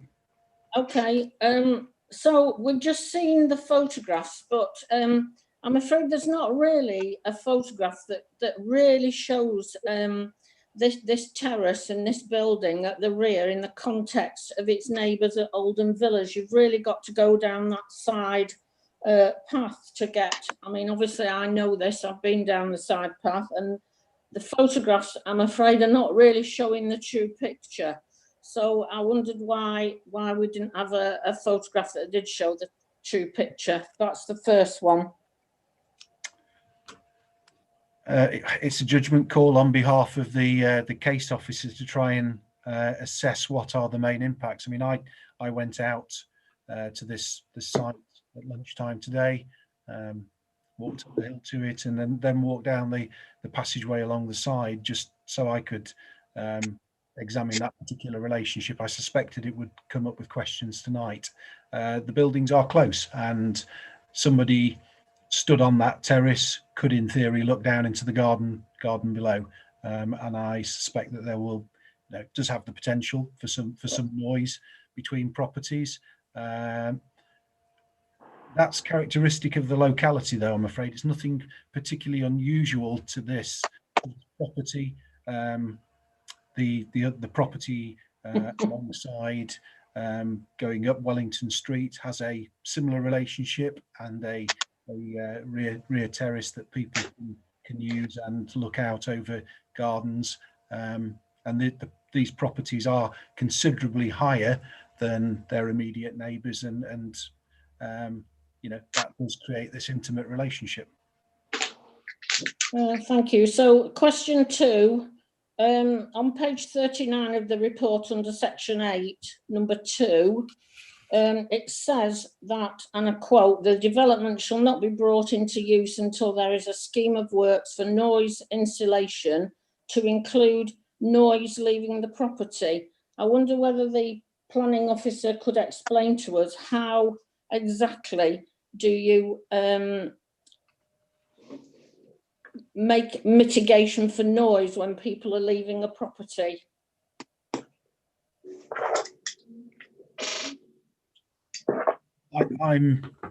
I haven't got the environmental health officer to draw on at this point in time. I can only assume that, at least in part, that relates directly to the fact that this house immediately adjoins another house, and there may be necessity, depending on where the bedrooms sit, to look at the potential for noise penetration between this property and its adjoining neighbour.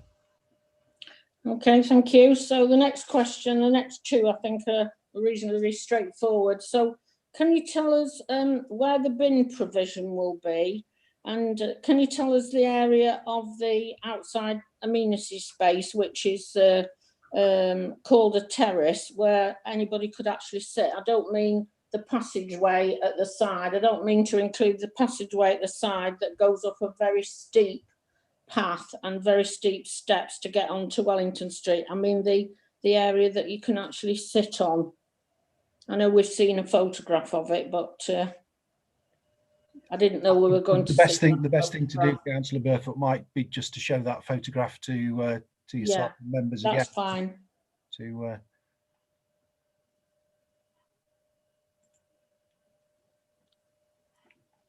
Bear with me. Can you see the photograph? Is that sharing with members? No. Unfortunately, John, it's one of your emails. No, great.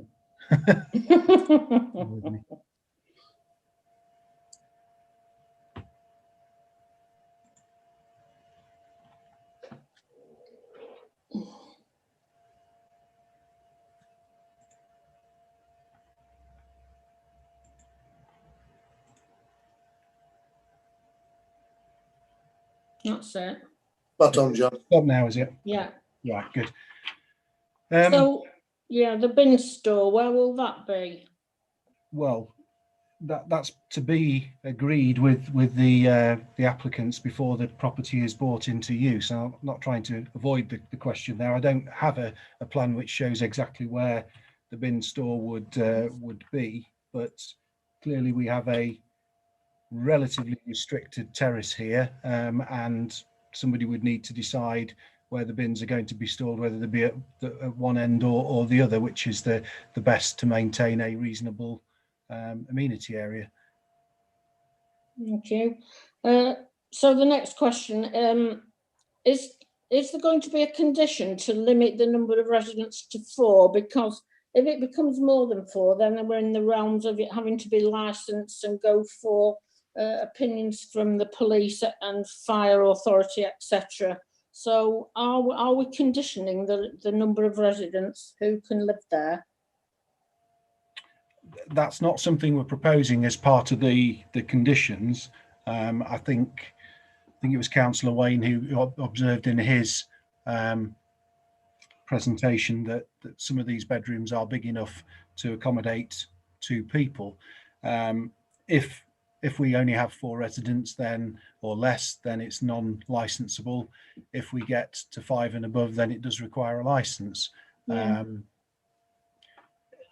Okay, and the last question you'll be pleased to hear. I would like to speak later, so I reserve that right. But when I was looking at this, and then I looked at the local plan, and I noticed on policy HC8, section 6.20, it talks about, and this is in relation to conversion and reuse of buildings for residential accommodation, which this is. It talks about provision being made for satisfactory parking spaces, and it talks about there should be care taken having regard to the amenities of neighbouring occupiers and the character of the area. Could you tell me why that wasn't mentioned in the report? I think it's implicit that we've considered those issues as part of assessing this application. We have the comments of the Highway Authority in terms of parking, and you have comments from officers in terms of the relationship of the amenity areas to neighbours.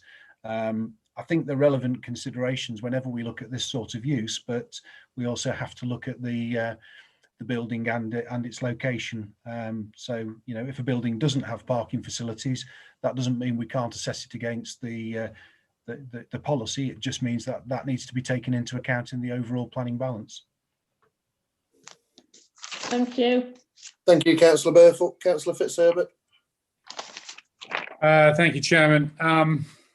I'd just like some clarity on the number of bins. And during our conversation, I've been looking up how many licensed HMOs are. I suspect the general public viewing us tonight won't know what a HMO is, a house of multiple occupancy, and we have 2 registered in Matlock, both above 5 rooms, 7 and 6, I think it is. And we also gave consent to something a couple of years ago, but that didn't happen at Darley Dale. But my question is, how many bins per room? Is that the thing? And the other thing, perhaps more importantly, is has other options for this building been explored, like a normal terraced house? Yes, thank you, Councillor Fitzherbert. I have to confess not to be an expert on bin provision. What I would say in that regard is that the site at the moment has a lawful use to be both a salon on 1 floor and a 2-bedroomed family property potentially, or shared property. In terms of other uses that we could consider, then clearly that is a possibility. But you know, as with all planning applications, we only respond to what is submitted to us. Nobody has submitted an application just to turn this back into a single dwelling. Somebody's submitted an application for an HMO, and that's what we're assessing in this regard. Thank you very much, Councillor Fitzherbert. Councillor O'Brien.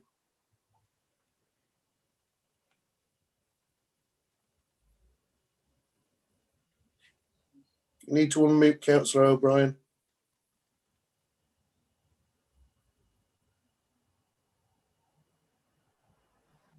Sorry, three quick questions. John, are you able to tell me how many people were employed or are or were employed at the existing salon? First question. Second question, if the property did at some time require an HMO license, would parking be a consideration in the decision on whether to grant that license? And thirdly, if when we're considering planning applications for, say, the erection of 4 one-bedroom apartments or pied-à-terres, probably, what level of parking provision would we require? Okay, I'll deal with those as best I can. In terms of the numbers employed, I don't have those figures to hand. I mean, the floor plans reveal a two small salon rooms. So I would imagine a maximum of 3. I mean, that may have varied over the years in terms of just who ran the business. In terms of the licensing regime for HMO, that's really a question I can't answer for you without an input from environmental health colleagues. I think, you know, typically buildings being put to this use are in town centre or town locations where parking is at a premium, but often don't have any available parking and have to rely on parking in the wider locality.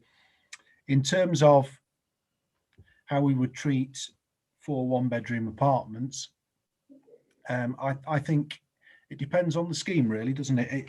If we were looking at converting an existing building into 4 one-bedroom apartments in a relatively sustainable location like this one, the Highway Authority would need to decide whether it was appropriate to insist on parking facilities. I would hope that they would take a reasonably enlightened view based on government guidance and take into account you know, access to facilities by other means of transport, whether that be, you know, bus, taxi, walking, cycling, in terms of making the requests that they would. But I can think of examples where, you know, in town centre locations, they haven't asked for provision of parking to convert buildings into small apartments.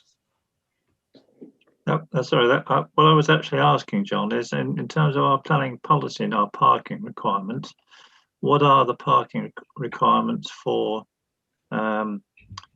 would they be for 4 one-bedroom apartments? What do our parking standards require?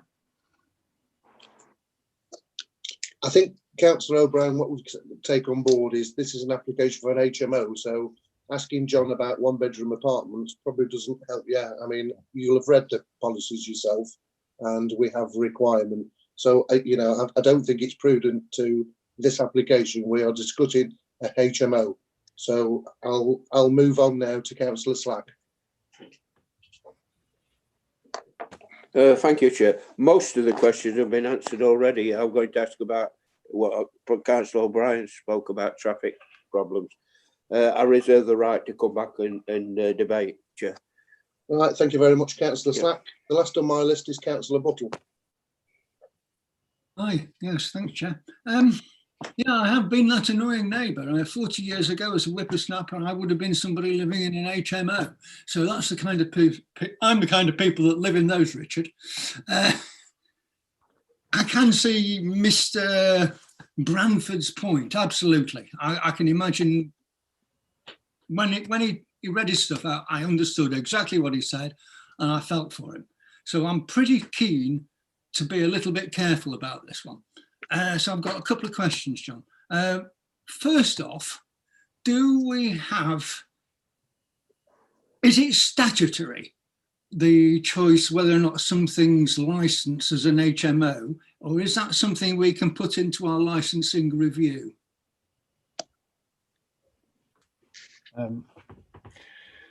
In terms of as much as I know about that particular regime, my understanding is that it automatically kicks in at 5 units. I would be surprised if we have discretion to force that any lower, but that's as it stands.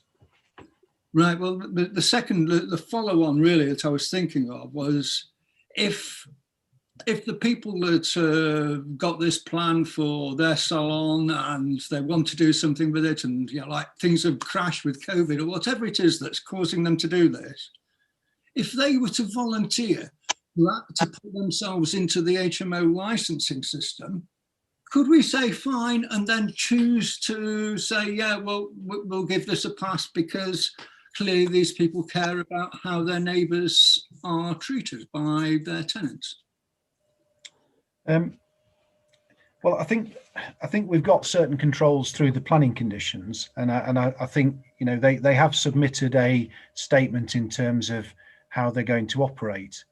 It will then be a subsequent question then if they succeed in securing planning permission and more than 4 people want to occupy it, irrespective of their operational statement about how they're going to be considerate to the neighbours, etc., etc. Irrespective of that, they would need to go through the licensing regime. I don't think we can force that if that's not directly a result of this particular application. If they were to come back and say, well, we'd like to volunteer for this system to be licensed, could we look at it more favourably? Would that be something we would say, yeah, okay, this is what we want. We want people to be very positive. Is that something we could encourage them with in case if we decide to go against their application?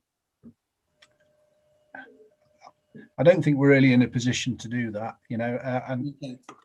It's like 1 or 2 of the questions this evening. I would love to have had notice beforehand of some of these topic areas you're wanting to take me into, because they're very detailed. They're legitimate questions, but they're very difficult to answer on the hoof without taking advice from others. I'm sorry, John, I didn't mean to put you in a tricky spot. I should have thought of it before, but it was only as it happened, as I heard Mr. Bramford, that it started to come together for me. I'm sorry about that, but yeah, thanks very much. Thank you very much, Councillor. The last on my list is Councillor Donnelly, unless there's something you want to come back on, John. No, I'll listen to what Councillor Donnelly has to say. There are a couple of points that were raised by the public, which I will cover post the member questions, just to round up. Thank you. Yeah, thank you, Chair. Just a very quick question, John. Are you happy with the fire regs in the building? Again, there's an operational policy submitted by the applicant. If they get to the point where they're licensable, i.e. five units, there would be consultation with the fire service. There's potentially 4 bedrooms here. I'm not so sure that triggers any greater assessment than would be required for a typical dwelling in that regard. But I say there isn't a requirement in terms of how this is set out to actually consult with the fire service on it. That's just a question for clarity for the public, basically, John. Thank you. Thank you very much, Councillor Donnelly. John, so if you want to cover anything else. Yeah, there were a couple of points, I think, which were raised, combination of Councillor Wayne and the other speakers that I think I should come back on. In terms of, first of all, the external appearance of the building, what is proposed is to convert the building into an HMO. It's not an application to carry out physical alterations to the building as such. There's a condition intended there to deal with the fascia board, but that's an advertisement board that wouldn't be covered necessarily by a separate grant of planning permission. So if somebody does want to change the appearance of the frontage of the building in the future, they will need to come back with a further application to deal with that aspect of the proposal. It is really down to the future residents and the site owner to look at how suitable those front salon rooms are for residential accommodation.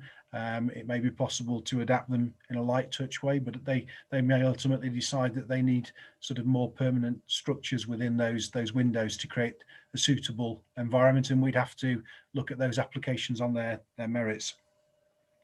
The issue of parking and whether this is suitable for the location, you have a view from the local highway authority. The local highway authority have compared the likely traffic generation from the existing lawful use of the building, which is a combination of commercial and residential, with the scale of parking that would be required for the HMO. They're happy that, all things being equal, that you know, the parking situation is not one that is used as a sustainable reason to turn down this particular scheme.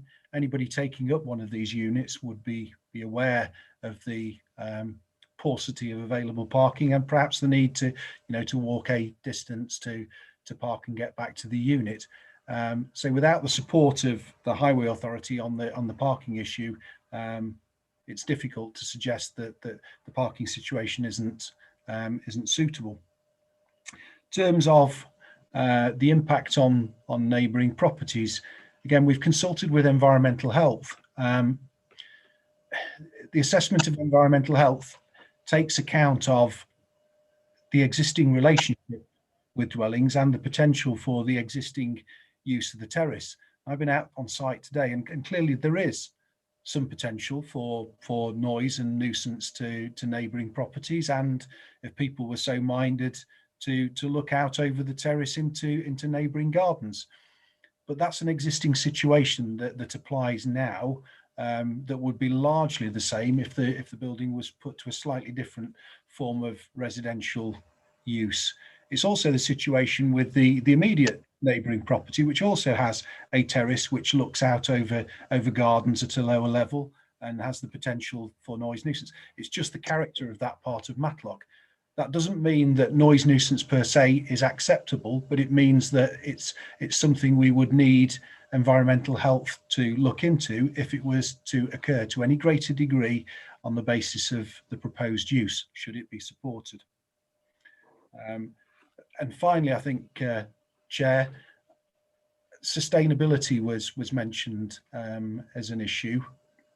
I think sustainability is covered in the report, more from a perspective of, if you're going to have uses of this nature across the district, where do you locate them? Well, logically, you locate them in the biggest centres of population, where people do potentially have access to jobs, services, and I know it's up a steep hill, and it is a challenging walk, but it is close to a bus stop, and there are other means of getting around the town in terms of taxis, etc. So as it sits within the fabric of the town on one of its main arterial routes, in general terms, it is a sustainable location for a residential use, even a subdivided residential use such as this.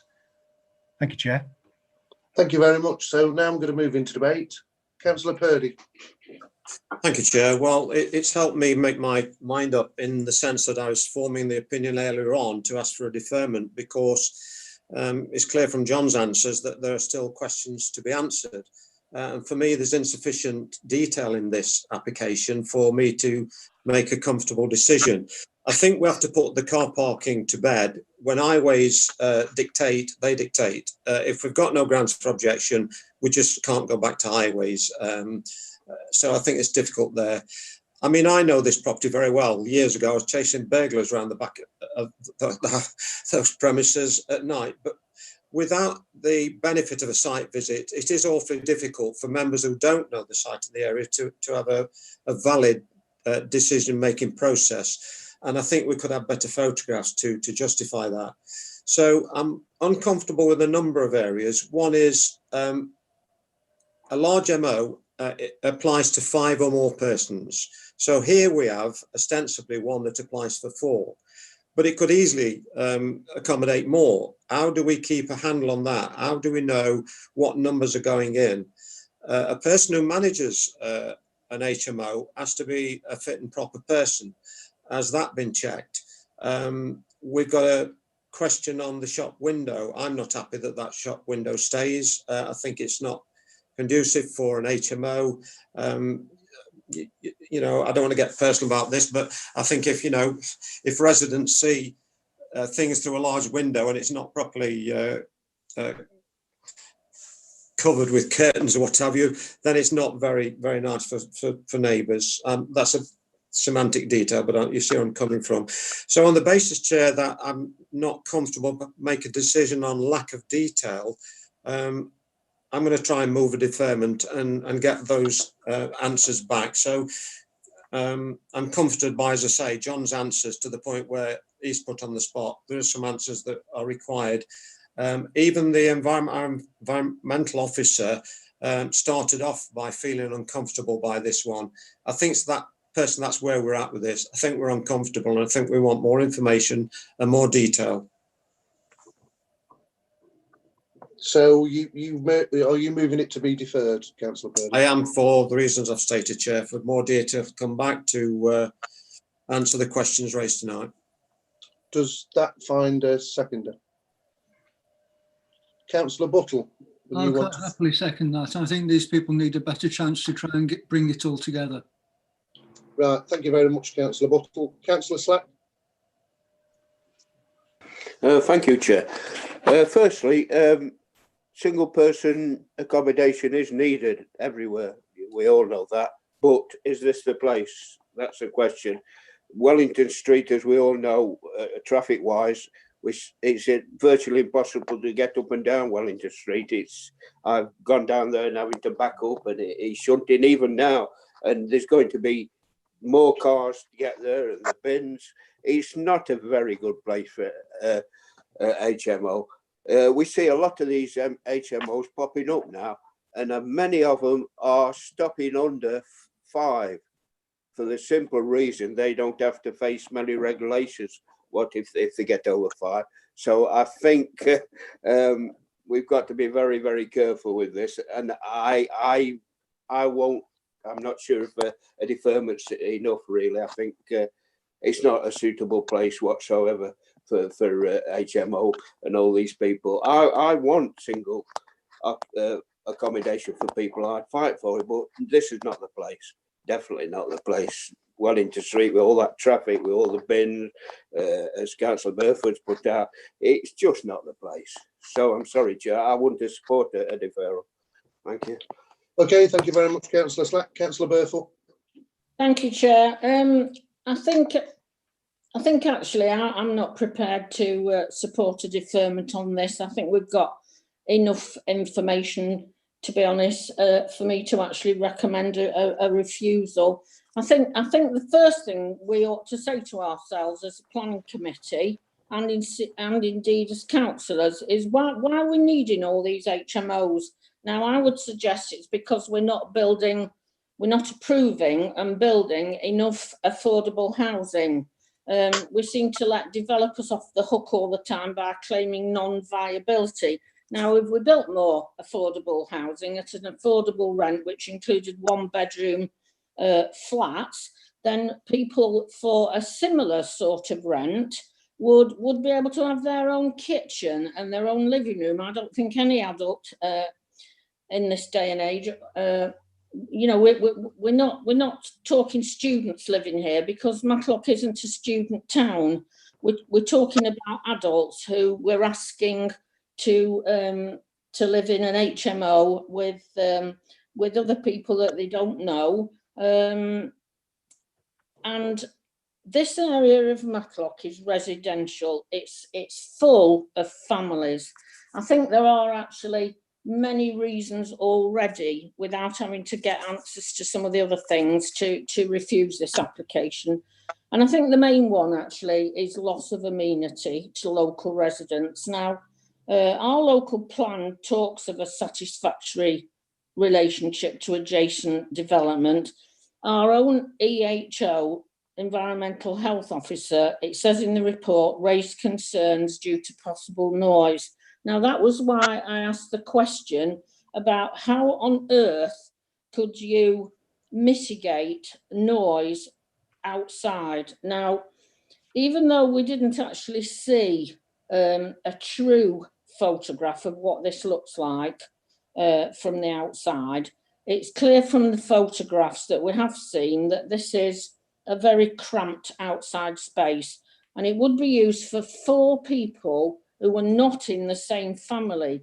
And if this was to become a licensed property, a licensed HMO, that could then be 8 people.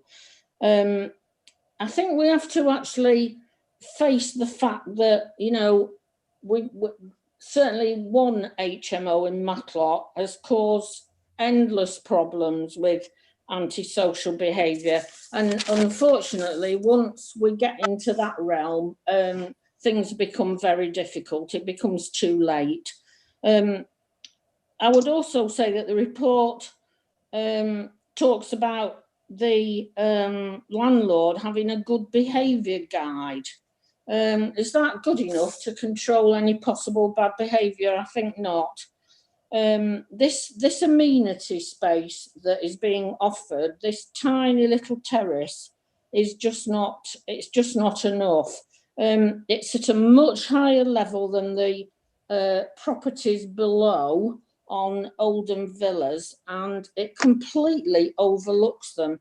They don't overlook this balcony. The balcony overlooks them, and that would have a detrimental effect on their amenity to use their back garden. The report also talks about, it says the terrace provides some amenity space and would not have an adverse impact on the ground floor or rear gardens of the properties to the rear due to the higher land level and outlook. In my view, it's precisely because it's at a higher level that, and it's very close to the properties below. That's the point I'm trying to make. I agree with Councillor, I think it was Councillor Purdy who said, I think we're on the loser with the county council and the lack of parking. I think that's quite sad. But I think we have to face facts over that. So for all those reasons, I had wanted to recommend refusal. I think we've got enough to go on. And I do apologise to John. I should have asked some of these questions beforehand. So guilty as charged on that one. Okay, thank you very much, Councillor Burfoot. Councillor Bull. Yes, thank you, Chair. Yeah, well, I'm in 2 minds, as Councillor Burfoot states, that we have got a fair bit of evidence here. Whether we give the opportunity to go back on deferment, either way, I don't think we would come up with anything more beneficial. I don't think it is suitable for the area, irrespective of cars. Yes, I know we have to have them in some places, but the fact of the terrace, which Councillor Burfoot has been saying, is fine. But obviously, if it were just turned as the general housing, then fine, you'd still have that issue, but you wouldn't have as many occupants there doing it, and different occupants. So I feel very uncomfortable with this at the moment. So I'm just going to listen to other people and just, you know, see where they go, but and see whether anything else comes onto the table. Thank you, Chair. Thank you very much, Councillor Bull. Councillor Fitzherbert.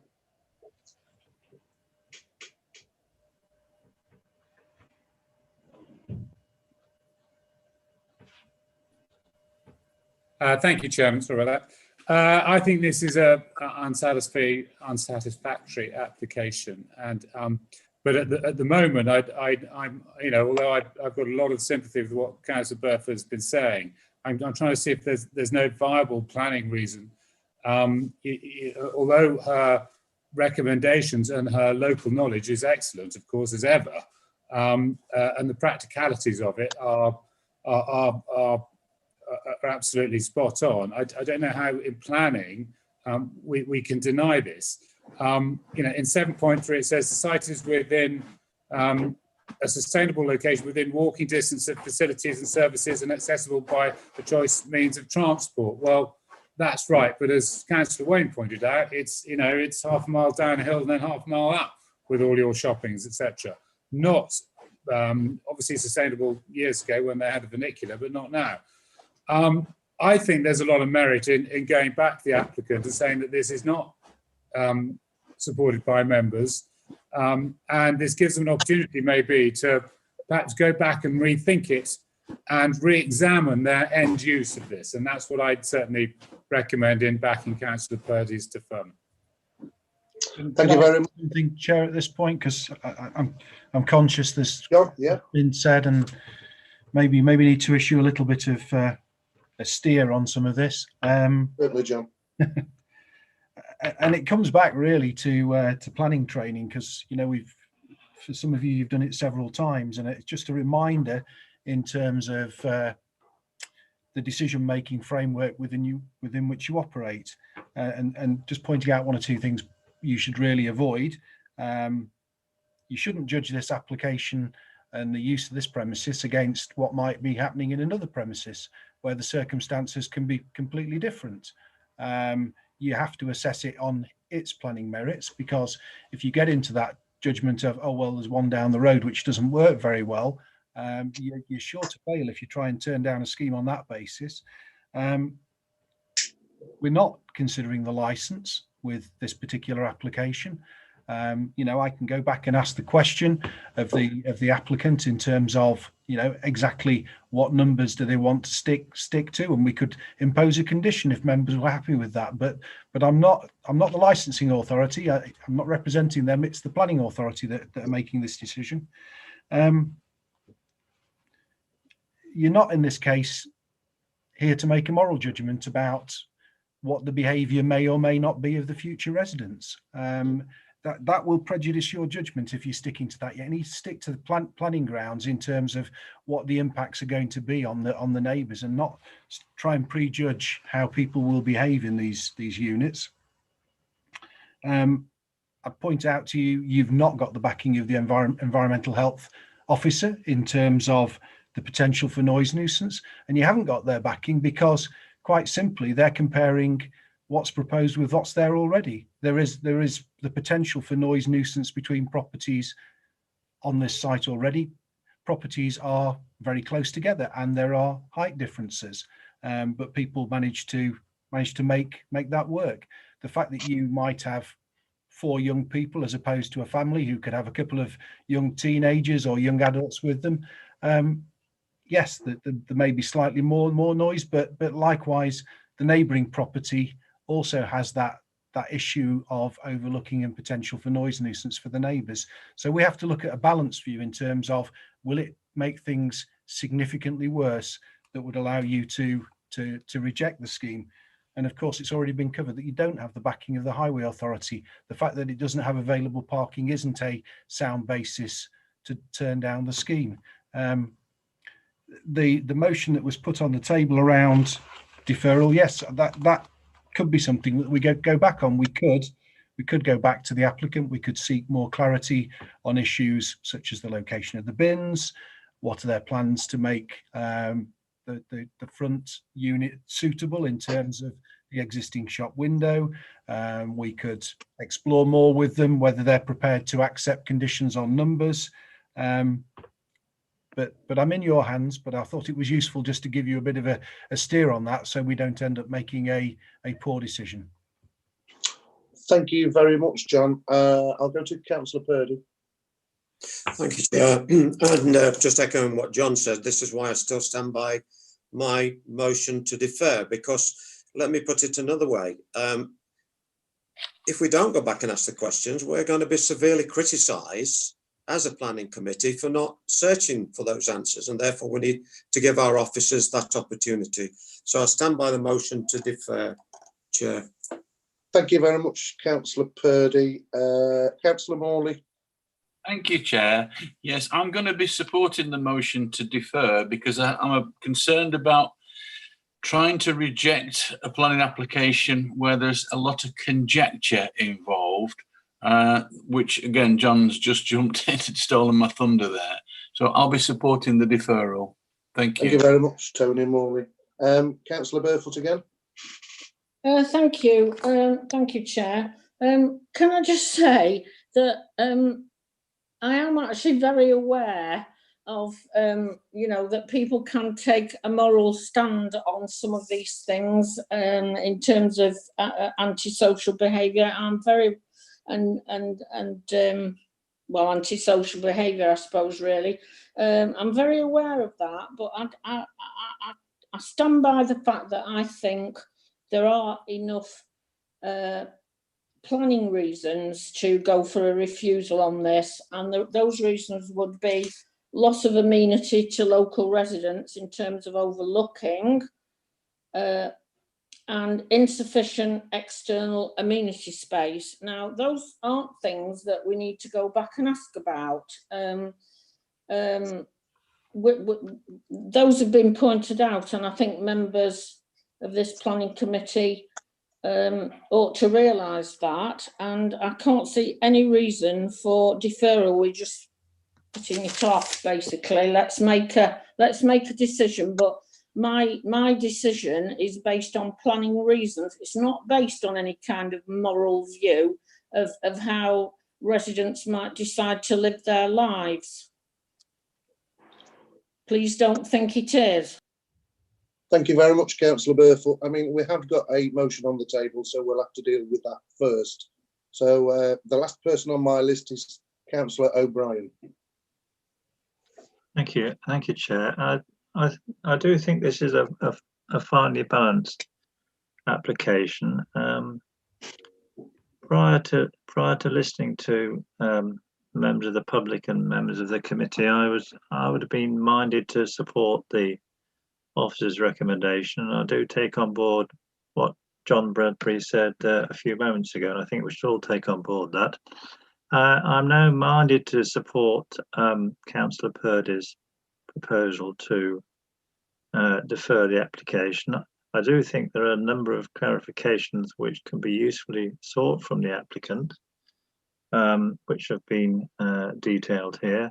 I can see no reason why, if the committee wished, there could not be a additional condition imposed such that the maximum number of occupants was limited to 4. I would say, in conclusion, that it's quite possible that this property could accommodate a family of 5, 6, 7 individuals, and I think we do need to bear that in mind, that we're talking here about probably 4 people. Housing in multiple occupation is a valuable contribution to the housing need of the Derbyshire Dales. So I do think we need to bear that in mind. So, having listened to the debate, I shall be supporting the proposal for deferment. Thank you very much, Councillor O'Brien. So it's been moved and seconded for... Chair, I've got my hand up, Chair. Sorry, Peter, I haven't seen it. I haven't got you on my list. So if you want to come back and explain my position, because I'm not... Quickly, please. We've still got another item to deal with. Oh, it'll take me about a minute, Chair. Okay, carry on. Right, yeah. I think really we're putting off what will happen eventually. I think this is not a suitable place. We all know that, and we're all concerned about it. But by deferring it, what are we going to achieve? We're going to achieve very little. The bins, we can't stop the bins, we can't stop the traffic, we can't stop all these different things. And consequently, John, I've never mentioned anything about antisocial behaviour or other properties at all. So that's... I've only concentrated on what's happening here, and this place is not the place for it, really. It isn't really. I mean, we should have, if it had gone to flats, and it'd be ideal for flats or 2 flats, but not to HMOs. So I'm sorry, I can't still support it, deferral, because I think it's inevitable it'll come back to being flats eventually. So thank you, Chair. Thank you very much, Councillor Slack. So it's been moved and seconded for deferral as set out by Councillor Purdy. Now we'll go to the vote. Okay, thank you, Chair. Councillor Archer. Oh, just bear with me. I think he's just dropped out of the meeting. Bear with me 1 second. He just joined again. Malik's not said much, has he? Who's doing the count? Okay. Councillor Archer. I just say before voting, my computer shut down literally as the debate ended. I had heard all the debate and I just come back on my iPad, but I haven't heard what we're voting on. Are we voting on the motion to defer? Yes, we are. Yeah. Okay. Against. Okay, against. Councillor Atkin. For. Bull. For. Burthorpe. Against. Buttle. For. Donnelly. For. Elliott. For. Herbert. For. Lees. For. Morley. For. O'Brien. For. Purdy. For. And Slack. Against. Okay, so that is 10-4-3 against. So it's so the motion for deferment has been won. So we'll wait for it to come back to committee to give them new information and a revised report. So now moving swiftly on to the last substantive bit of work is application 5.4. This is application number 20/012234, the former Hallmark practice at Ackmore Road, Sudbury, and its demolition of depot building and erection of 4 number dwellings. So there is a little bit of late representation, which I hope you've all read. There is 4 speakers on this, so we'll go straight to the speakers. The first speaker on my list is Mr. J. Beeston, local resident, to speak against the application. Mr. Beeston, you have 3 minutes, and I'll indicate when you have 30 seconds left. So over to you. Chair, just to interject there, it's a Mrs. J. Beeston, and oh, sorry, it's my eyesight. It's okay. Also, she hasn't attended this evening. There's been no notification. She's received the same notification as other speakers, but we've had no notification that she wouldn't attend. So we should continue, I would have thought. Right. In which case, if she's not here, then so I'll then move on to Councillor Jacqueline Allison, the ward member. You, as you know, you have 5 minutes, and I'll indicate when you've got 30 seconds left. So over to you. Thank you, Chair. Can I just say that Councillor James Beeston, who is a member of Sudbury Parish Council, has been in contact with me this evening, and she's having a few technical issues, which is why she couldn't attend. But I think Breaking up. You're breaking up, Jack. Can you hear me? Just back again, yeah. Councillor Slack, please, can you turn your microphone off because it might interfere with the bandwidth? Thank you. Councillor Allison, carry on, please. Sorry, did you hear my apologies for Councillor James Beeston? Yeah, yes, thank you. Thank you. Firstly, I would like to say that I fully support the recommendation of the officers to refuse this application for demolition of the old Hallmark depot to be replaced with 4 houses. Since the site was vacated by Hallmark tractors, there seems to have been little meaningful attempt to market the property for light industrial use. I also agree with the officers that the proposed number of houses on the depot site would, and I quote, introduce an incongruous and cramped form of development on a visually prominent site. The current owners purchased the whole site in January 2020. The outline planning permission was already in place for the 4 large detached houses on the parcel of land at the back of the depot, and the reserve matters were approved in August 2020 by this planning committee. The publicly available land registry records for this sale appear to show the whole site was purchased for £225,000 in January 2020. This is a very modest price, and I would suggest takes into account the remedial works that need to be carried out for any future residential use on the whole site. The applicant's agent has canvassed local opinion on further residential development. The majority of local residents are in favour of a housing development, but would like to see 3 houses on the site: a small detached house and 2 semi-detached houses, which would be in keeping with the surrounding existing properties.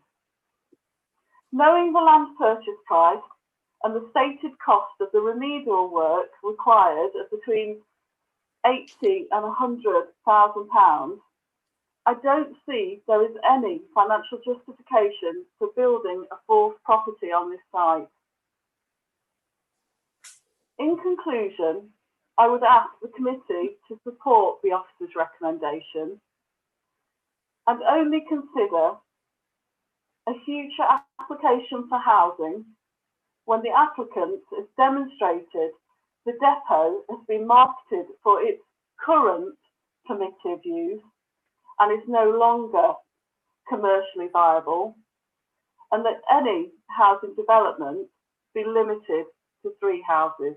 Thank you. Thank you very much, Councillor Allison. The next on my list is the Honourable David Lee, DL resident, to comment on the application. You have 3 minutes, and I'll indicate when you have 30 seconds left. So over to you. Thank you very much, and thank you for the opportunity to speak to this planning application. I am David Lee. I own one of the pair of cottages directly opposite the site and the agricultural land opposite the new Hallmark Tractors depot. I have long supported the principle of appropriate residential development of this site. Along with other neighbours, I strongly opposed the previous application for change of use to the new Class E. This view was supported by members who last autumn failed to carry the motion to grant planning permission for the retail, cafe and office proposed. I thank you for that. It is therefore disappointing that officers are recommending refusal of this application, preferring, it seems, to rely on an inflexible interpretation of the local plan and to pay little heed to national guidance. How bizarre is this? And I read with incredulity the statement by officers that after refurbishment, the building could have a positive impact on the character and appearance of the area. I ask members to acknowledge that the existing building has little architectural or aesthetic value. It is best demolished. Prior to submitting this application, the application did indeed consult locally. In the light of those discussions, the design was amended and the number of dwellings proposed reduced from 5 to 4. The density of the development is indeed a significant issue, with views expressed that 3 dwellings would be more appropriate. I believe that 4 is an acceptable compromise, making the development viable for what would have been otherwise, at best, a marginal scheme. Officers seek to argue that the 4-house development appears to be contrived. I put it to you with great respect that it is their arguments that are contrived and not the scheme. Members will, of course, be aware that saved policies and national guidance permit them to exercise their judgment and discretion. This is surely an occasion when local democracy should trump rigid adherence to policy and a blinkered view of the national picture. I support the application. Thank you.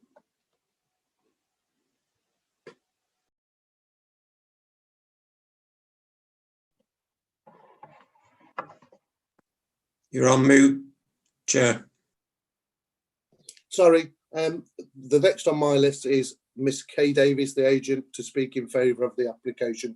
You have 5 minutes and I'll indicate when you have 30 seconds left. So over to you, Miss Davies. Thank you, Chair. Good evening, members. I speak on behalf of the applicant, calling for your support on this application. This proposal was triggered by members and local residents wanting residential development following opposition to the previous application for commercial use. This scheme would clear the former Hallmark site, removing asbestos, remediating the underground fuel tanks, and delivering high quality family homes. We have undertaken public consultation and there is overriding support given to housing development. 5 houses were initially put forward. However, following the consultation and the residents' comments, this was reduced to 4.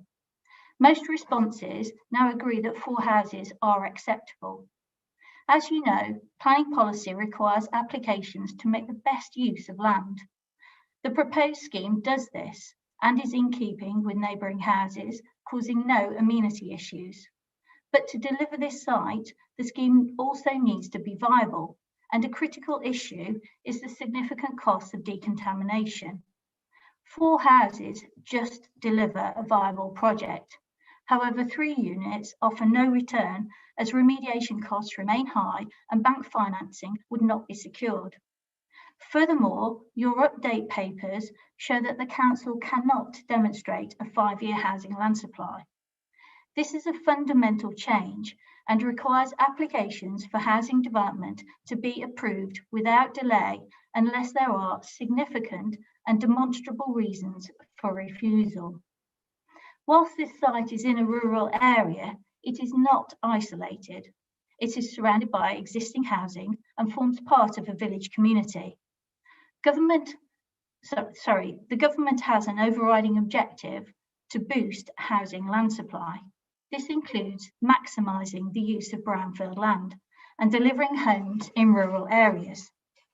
Local policy requirements to market the site for 6 months is considered unnecessary, as evidence has been submitted confirming that there is no commercial interest. Having this site sit idle any longer when there is a sustainable solution before you would contradict government policy and fail to address your housing shortfall. In summary, this scheme brings a viable redevelopment to a disused site that meets housing needs and delivers residential use that the community and members seek. There are no overriding reasons to refuse this proposal, and we therefore urge you to approve the application. Thank you.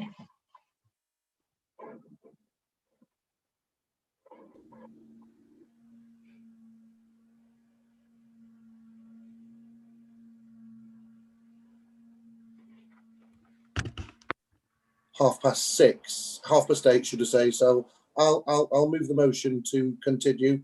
Does that find a seconder? Seconded, Chair. Can I just have a show of hands, please? Thank you very much. So we've just extended the meeting to get on with the last bits of business. So Chris, over to you. Yes, thank you, Chair. Just before we enter the presentation in lieu of a site visit in respect to this item, just to draw members' attention to the late representation sheet that's been circulated to you ahead of this meeting. There are 4, you'll note there's 4 reasons for refusal in the officer recommendation, and just to point out that the reason for refusal number 4 has been addressed by the applicant. They have carried out a buildings assessment to establish whether the building provides suitable habitat for protected species, and it's identified that it doesn't provide suitable habitat. So we're satisfied that there wouldn't be any harmful effects on protected species habitat in this case. So reason for refusal number 4 can be deleted from the officer's recommendation. If members were minded to refuse the application as per officer recommendation, it would be on the grounds of reasons 1 to 3. So just to clarify that point. I'll come on to some of the other representations received and some of the comments from the previous speakers once we've just run through the presentation.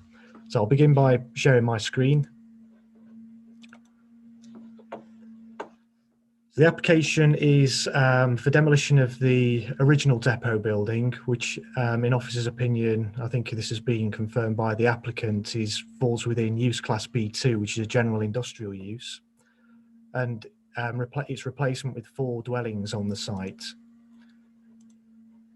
Now the site extends to include the area outlined and hatched in pink. Members will recall consideration of an application back in September 2017 for redevelopment of the depot, its associated land, which doglegs at the rear, and had a series of workshop buildings where my cursor is on the presentation at the moment. And it also proposed a substantial new depot building to the north of Bentfield House, which you can see on that particular ordnance survey plan. It's not, it doesn't feature on that plan because the building is only recently been constructed and complete. So you get a sense there of where that building is located in relation to existing development. Quite substantial new depot building to the north there. You've got what remains of the original depot building site outlined in red, and members will recall a more recent application for approval of reserve matters for 4 houses on the dogleg part of the site at the rear. Now the application is for 4 dwellings, and this plan shows the arrangement and the layout of those dwellings. So what we end up with is essentially a detached dwelling, and then quite closely associated to that detached dwelling, we have a pair of semi-detached properties, an access road which serves a garage and parking area, and then beyond that to the south, up against quite close to the boundary with the neighbouring property to the south, we have a cranked house. You see there that it cranks for the alignment of the new dwellings, but then on its southern side with the dwelling to the south. To give you a sense of what the dwellings will look like, this is the cranked house, its plan form, fairly traditional in its appearance, and it's very similar to the approved dwellings on the residual part of the original depot site. We've got gable details to elevations, chimneys, quoins, plinths, arched heads to windows. And then this is a plan showing the appearance of the detached dwelling that's proposed. And that's the garage building. Now, just so members can recall what has been allowed behind this site. So this is the approved layout of houses on the residual part of the site, which has been granted permission in outline as part of the original hybrid application, but also then we've granted approval reserve matters for 4 dwellings on the site, with a dwelling fronting Oak Lane, and then a series of 3 houses within the dogleg or the return of the site, what I'd describe as sort of backland development behind existing housing development. So views of the site. This gives you a good sense of the pattern of existing development. So you've got a pair of semis immediately to the north, which sit within fairly generous plots. To the north of that, you've got a detached house, Bentfield House. Opposite, you've got a pair of semis, again in generous plots. And then fronting Oak Lane, you've got larger detached properties, again, which sit in fairly generous plots. So this is the access into the site. Historically, the building was a petrol filling station, and then was obviously used by Hallmark Tractors as depot building for repair of farm vehicles and machinery. And you get a sense here of the former forecourt to those previous uses. This is the building. We've got the original signage on the building there. Fairly simple utilitarian building. This is its associated grounds. You can see here quite a lot of hard standing. And you've got the full extent of the frontage here and the two access onto the main road. You've got the property to the south here in view, and then you've got the properties to the north, a pair of semis, and then you've got the detached property beyond. You can just see in the distance there the new depot building beyond that. So that brings us to the end of the presentation.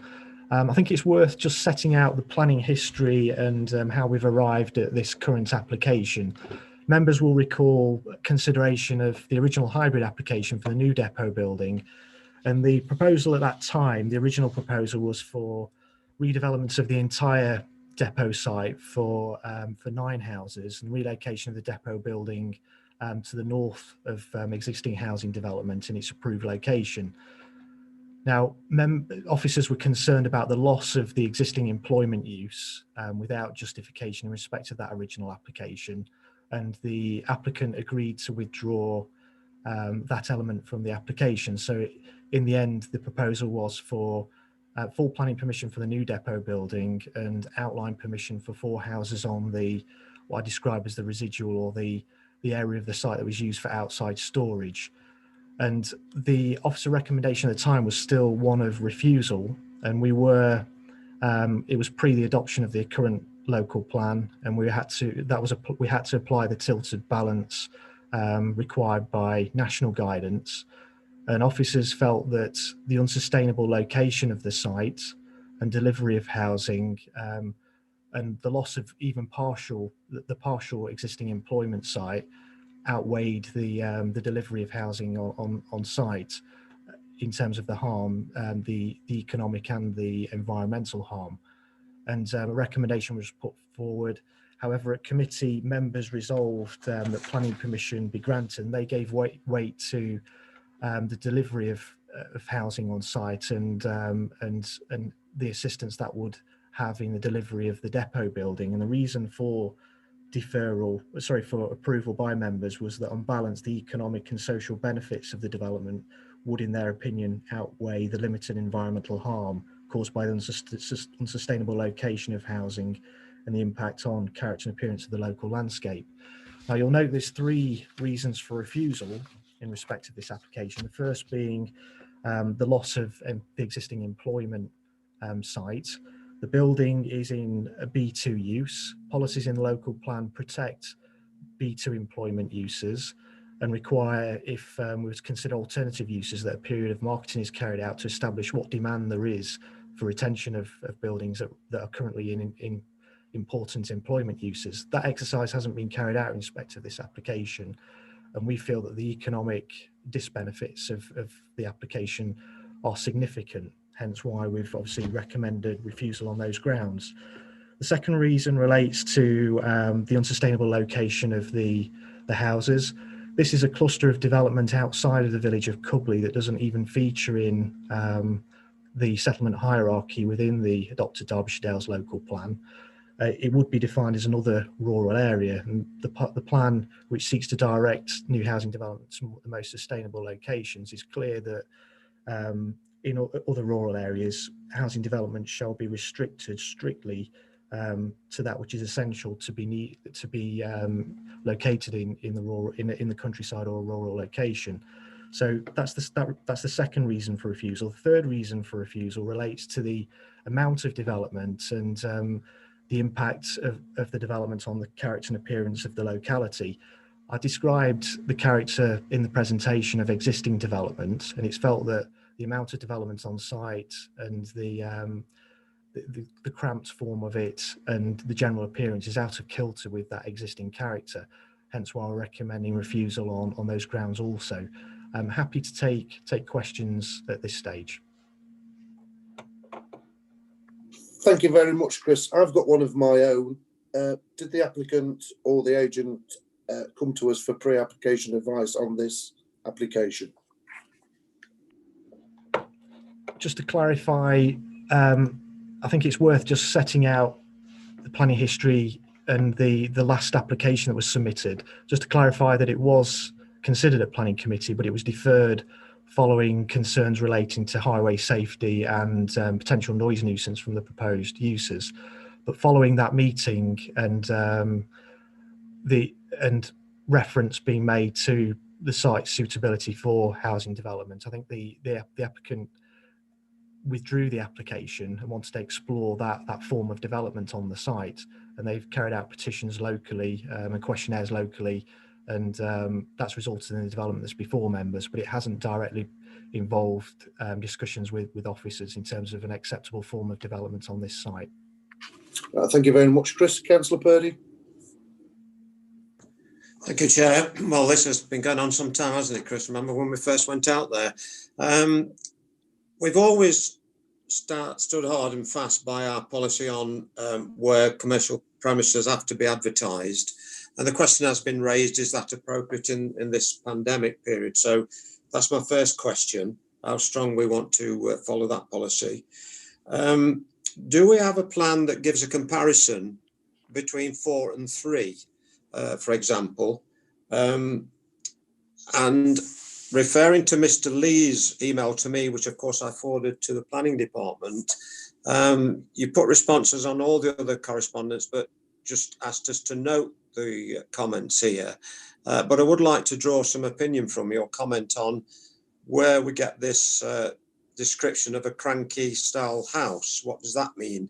I've never heard it before.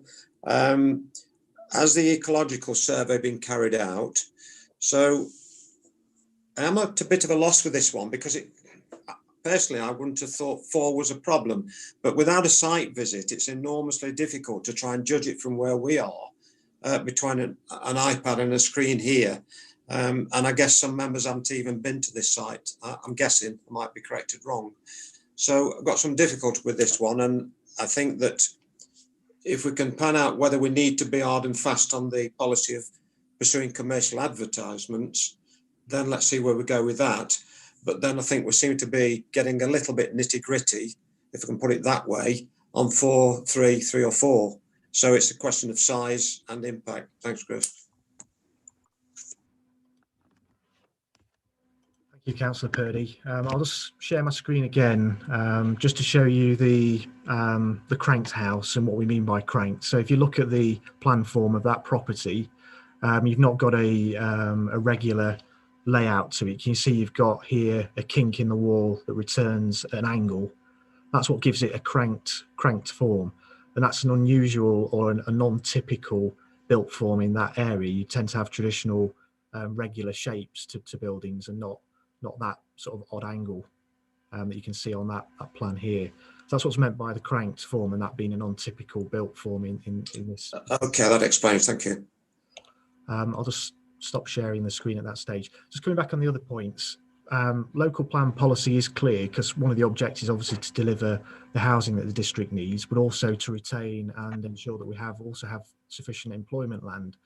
And this is an existing employment site, and it's a protected employment use. There is a need for light general industrial uses and uses that fall within B8, and that's why there's a specific policy that seeks to protect those uses.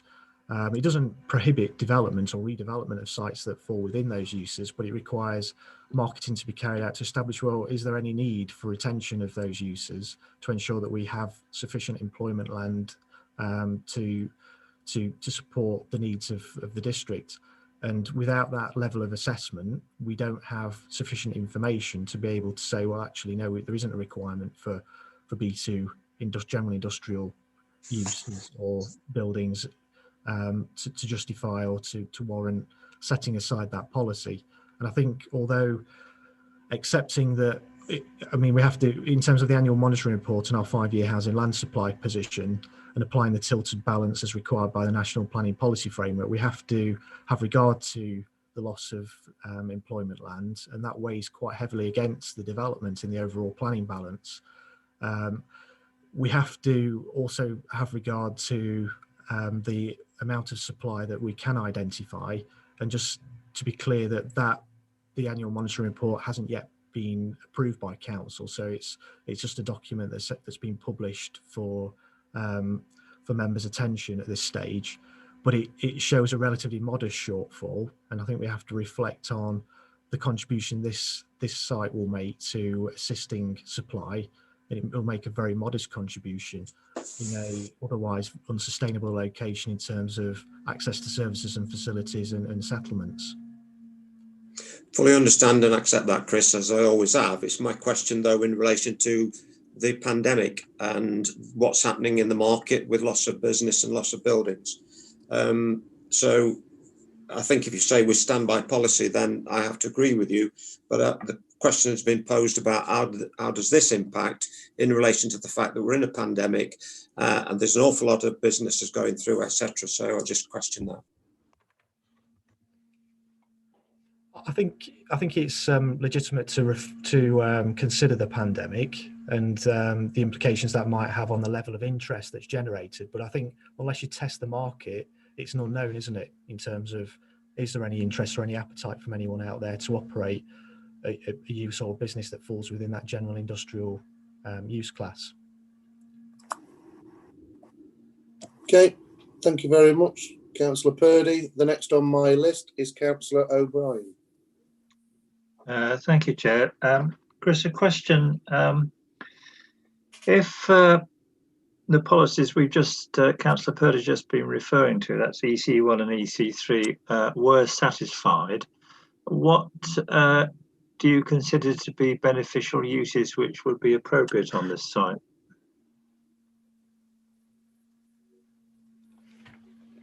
It's a difficult question to answer. Reflecting on its location, you'd have to consider what are appropriate uses in the countryside, and I think you'd have to refer back to policy S4, which sets out the vision or the approach to what the council considers suitable development within such locations. Can you give us some examples? Well, I could read the whole policy out to you if you like. It sets out what would be appropriate development. It refers to appropriate employment development, it refers to equestrian uses, all sorts of different uses. But I think you'd have to have regard to that policy in terms of what were considered acceptable development. Okay, does that answer your question, Councillor O'Brien? Yes and no, but I'll leave it there. Thank you very much. Councillor Buttle. Oh, yeah, thank you. Right, it's a difficult one, this, because like the pandemic obviously does make it more sensible that, you know, like places like that rundown old building and just not going to be that attractive. So I can see the argument being put by the applicant pretty straightforwardly there. But we have got rules, and kind of rules are there to be looked after and to be followed unless they're actually a menace. And at the moment, they're not striking me as being much of a menace. So I'm very tempted to follow the officer recommendation on that bit.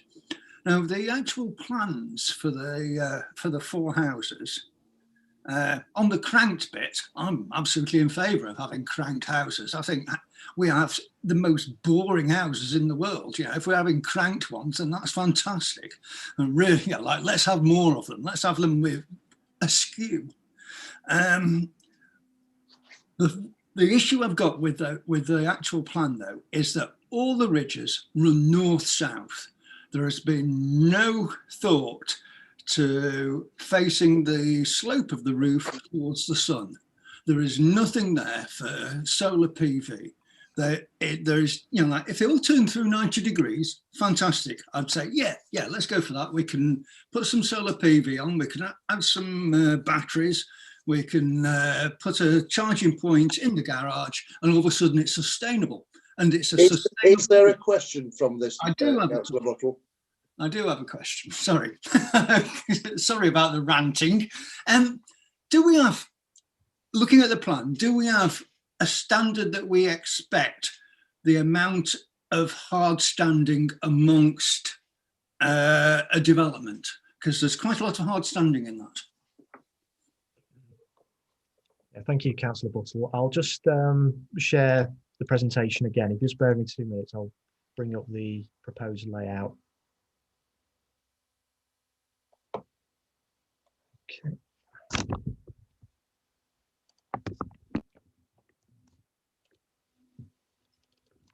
Okay, so you should see on my screen there the proposed layout, and you can see the extent of hard standing that's proposed. So you retain the existing access arrangement, which would appear to be outside of the application, and then you've got an access road that runs in between the properties, and you've got quite a significant amount of hard standing, but then you've got front gardens to the houses, and you've got relatively modest rear gardens as well. So there would be a net reduction in the amount of hard standing that will serve this proposed development.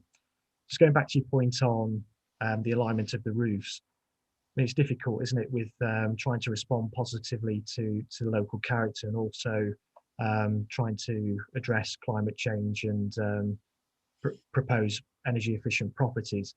The houses have been clearly designed to have an active frontage to the main road, which would follow the theme or existing development to the north. Paragraph 7.18 of the officer's report does set out the measures that will be incorporated into the dwellings to mitigate the effects or the impacts of climate change and global warming. So the properties will have air source heat pumps and will achieve high standards of insulation and energy efficiency throughout the building design. But that's it in terms of their response to policy PD7. Thank you. Thank you very much, Councillor Buttle. Councillor Archer. A very good question in relation to the loss of employment. And does the fact that this original depot was shut down and then a new bigger depot was built, does that not just transfer the employment over and therefore negate the loss of employment, or is that not something we can consider? No.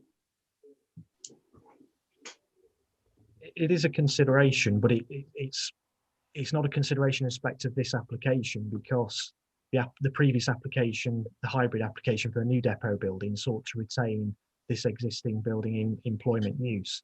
So that net employment gain, if you like, has already been established through the implementation of that earlier permission. We're now left with an additional employment site, which warrants protection under policy, and it has to be assessed on its merits in that respect. Okay, thank you very much. Councillor Lees. Yeah, thank you, Chair. Given the situation that we've already given permission or granted permission for the development to the rear, does this pose a threat to more objection to a commercial premises being done there with the objections, or is it sustainable? I mean, the original depot building was not surrounded, but it was bounded on two sides by existing residential development. The introduction of further residential development does create not problems, but it does create constraints in terms of how the site is developed going forward. And there were concerns raised by members and the public in relation to the retention of the building for employment use in respect to the last application that was considered. However, the environmental health officers that looked at that application were satisfied that what was proposed at that time could be accommodated on site without detriment to the residential amenity of the occupants of those dwellings. And there are other alternative employment generating uses that can be accommodated without causing harm or nuisance. Yeah. Thank you very much, Councillor Lees. So now we'll move into debate. Chair, I put my hand up. You missed me. I did put my hand up. So you've got your hand up now, Peter, but you haven't pressed it. I did have it up, Martin. Jason, you want? Can I speak? Can I just? Are you wanted to speak? Are you wanted to just a question? One question. Yeah. Quickly then, please, Councillor Snap. Yeah. Thank you. Yeah. I think the officers are correct in this following this policy, because we've got to try to get employment there, but it could well fail. It could well turn into development, but it is a difficult time with the pandemic and to get things running. But we've got to give it a chance, I believe, and I think the officers are correct in what they're doing. So if we give it a chance, we say that, and then we can look at it again later, if when it could. But it's got to be marketed at a reasonable price, I think, to get employment there. So I support the officers. Thank you, Chair. Thank you very much, Councillor Stack. So as I said previously, Councillor Stack was the last on my list, so we're now moving to debate. Councillor O'Brien.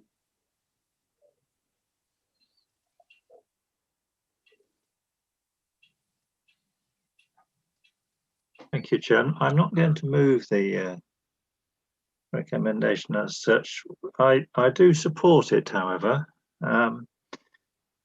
I think it's in respect of reason one for refusal, this is the marketing exercise. I understand the issues about the pandemic, but I do think if we have a clear policy, it's important that we continue to support it until such time as it's reviewed in the local plan review. I do think if we establish a precedent by allowing this application to go forward without a marketing exercise, this will be thrown back at us at countless times. So whatever our views on the rights or wrongs of a residential development and the density or numbers, I think that has to be put to one side, and I do think we need to support the officers in respect of refusal reason number one. I don't support the reason for refusal number two. I do think that this could be an appropriate location for a limited housing development. I don't think a development would be contrary to national planning policy framework at all. So I would not support refusal on those grounds. I do, however, agree entirely with the officers. I think we should support them in their reason for refusal 3, and that's the design and density of the development. I think at this stage we've got a valuation exercise by the applicant to try to maximise the value of the site, and of course in doing that they will maximise the numbers of units which they want to get on the site.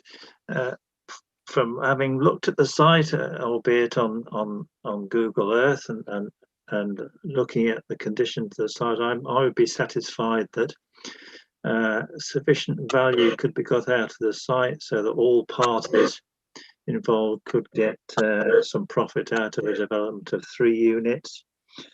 So I would strongly support that reason for refusal.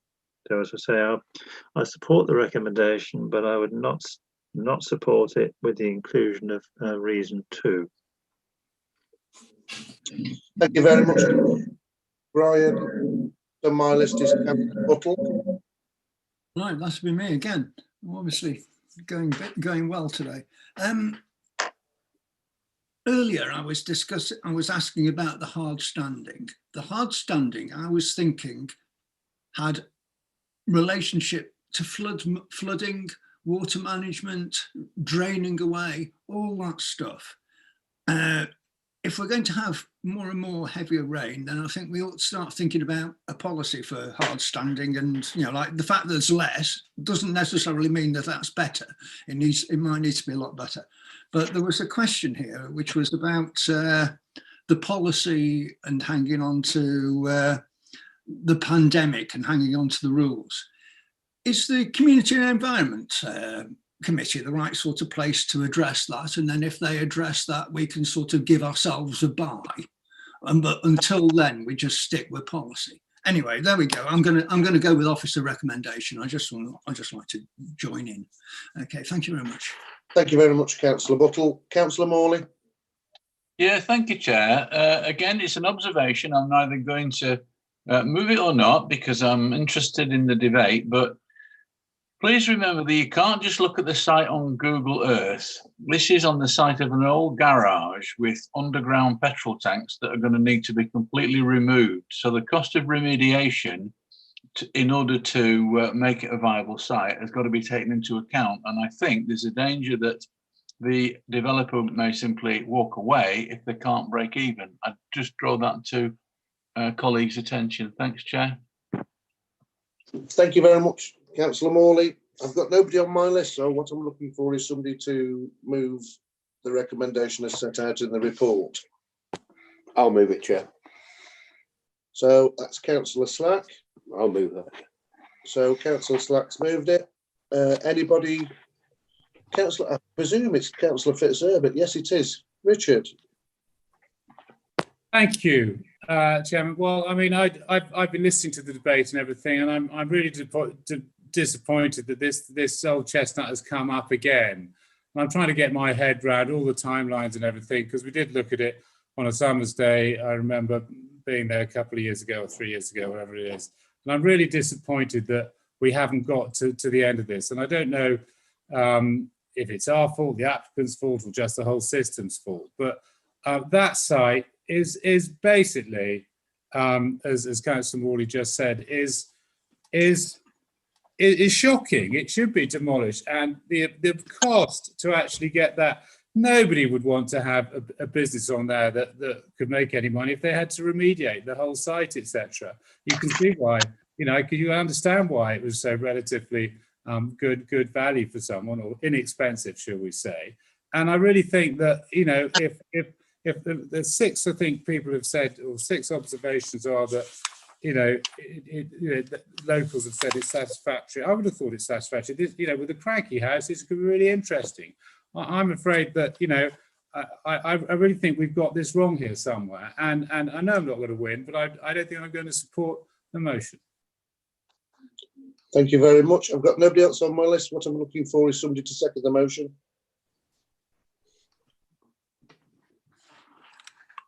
So I'll have to go with that. Yes, I'll have to second this. I'll second motion to support the officer's refusal. Thank you very, very much, Councillor Buttle. So I've got nobody else on my list. So it's been moved and seconded for refusal. So Simon will go to the vote. Okay, thank you, Chair. Councillor Archer. Sorry, Chair, can I move an amendment? No, I have moved to the vote. Sorry. Just to start, Councillor Archer. For. Atkin. For. Bull. For. Burfoot. For. Buttle. For. Donnelly. Against. Councillor Elliott has left the meeting, so Councillor Fitzherbert. Against. Lees. Against. Morley. Against. O'Brien. Abstain. Councillor Purdy. For. And Councillor Slack. For. 5, 6, 7. That's 7 for, 4 against, and 1 abstention. So it's been refused. Thank you very much, members. So now we just go a little bit of housekeeping. Let me get my paperwork. So we are now back on open and closed enforcement. Just for noting, any member wishing to make any comments on open and closed enforcement notices, or John? Are you moving them, Councillor Donnelly? I'll move them, Chair. For noting. Second, please. Anybody? I'll second them, Chair. Councillor. Thank you very much, Councillor Bull. Can I have a show of hands, please? Thank you very, very much. And the last on our list now is planning appeals progress report. Is there anything John wants to add to this?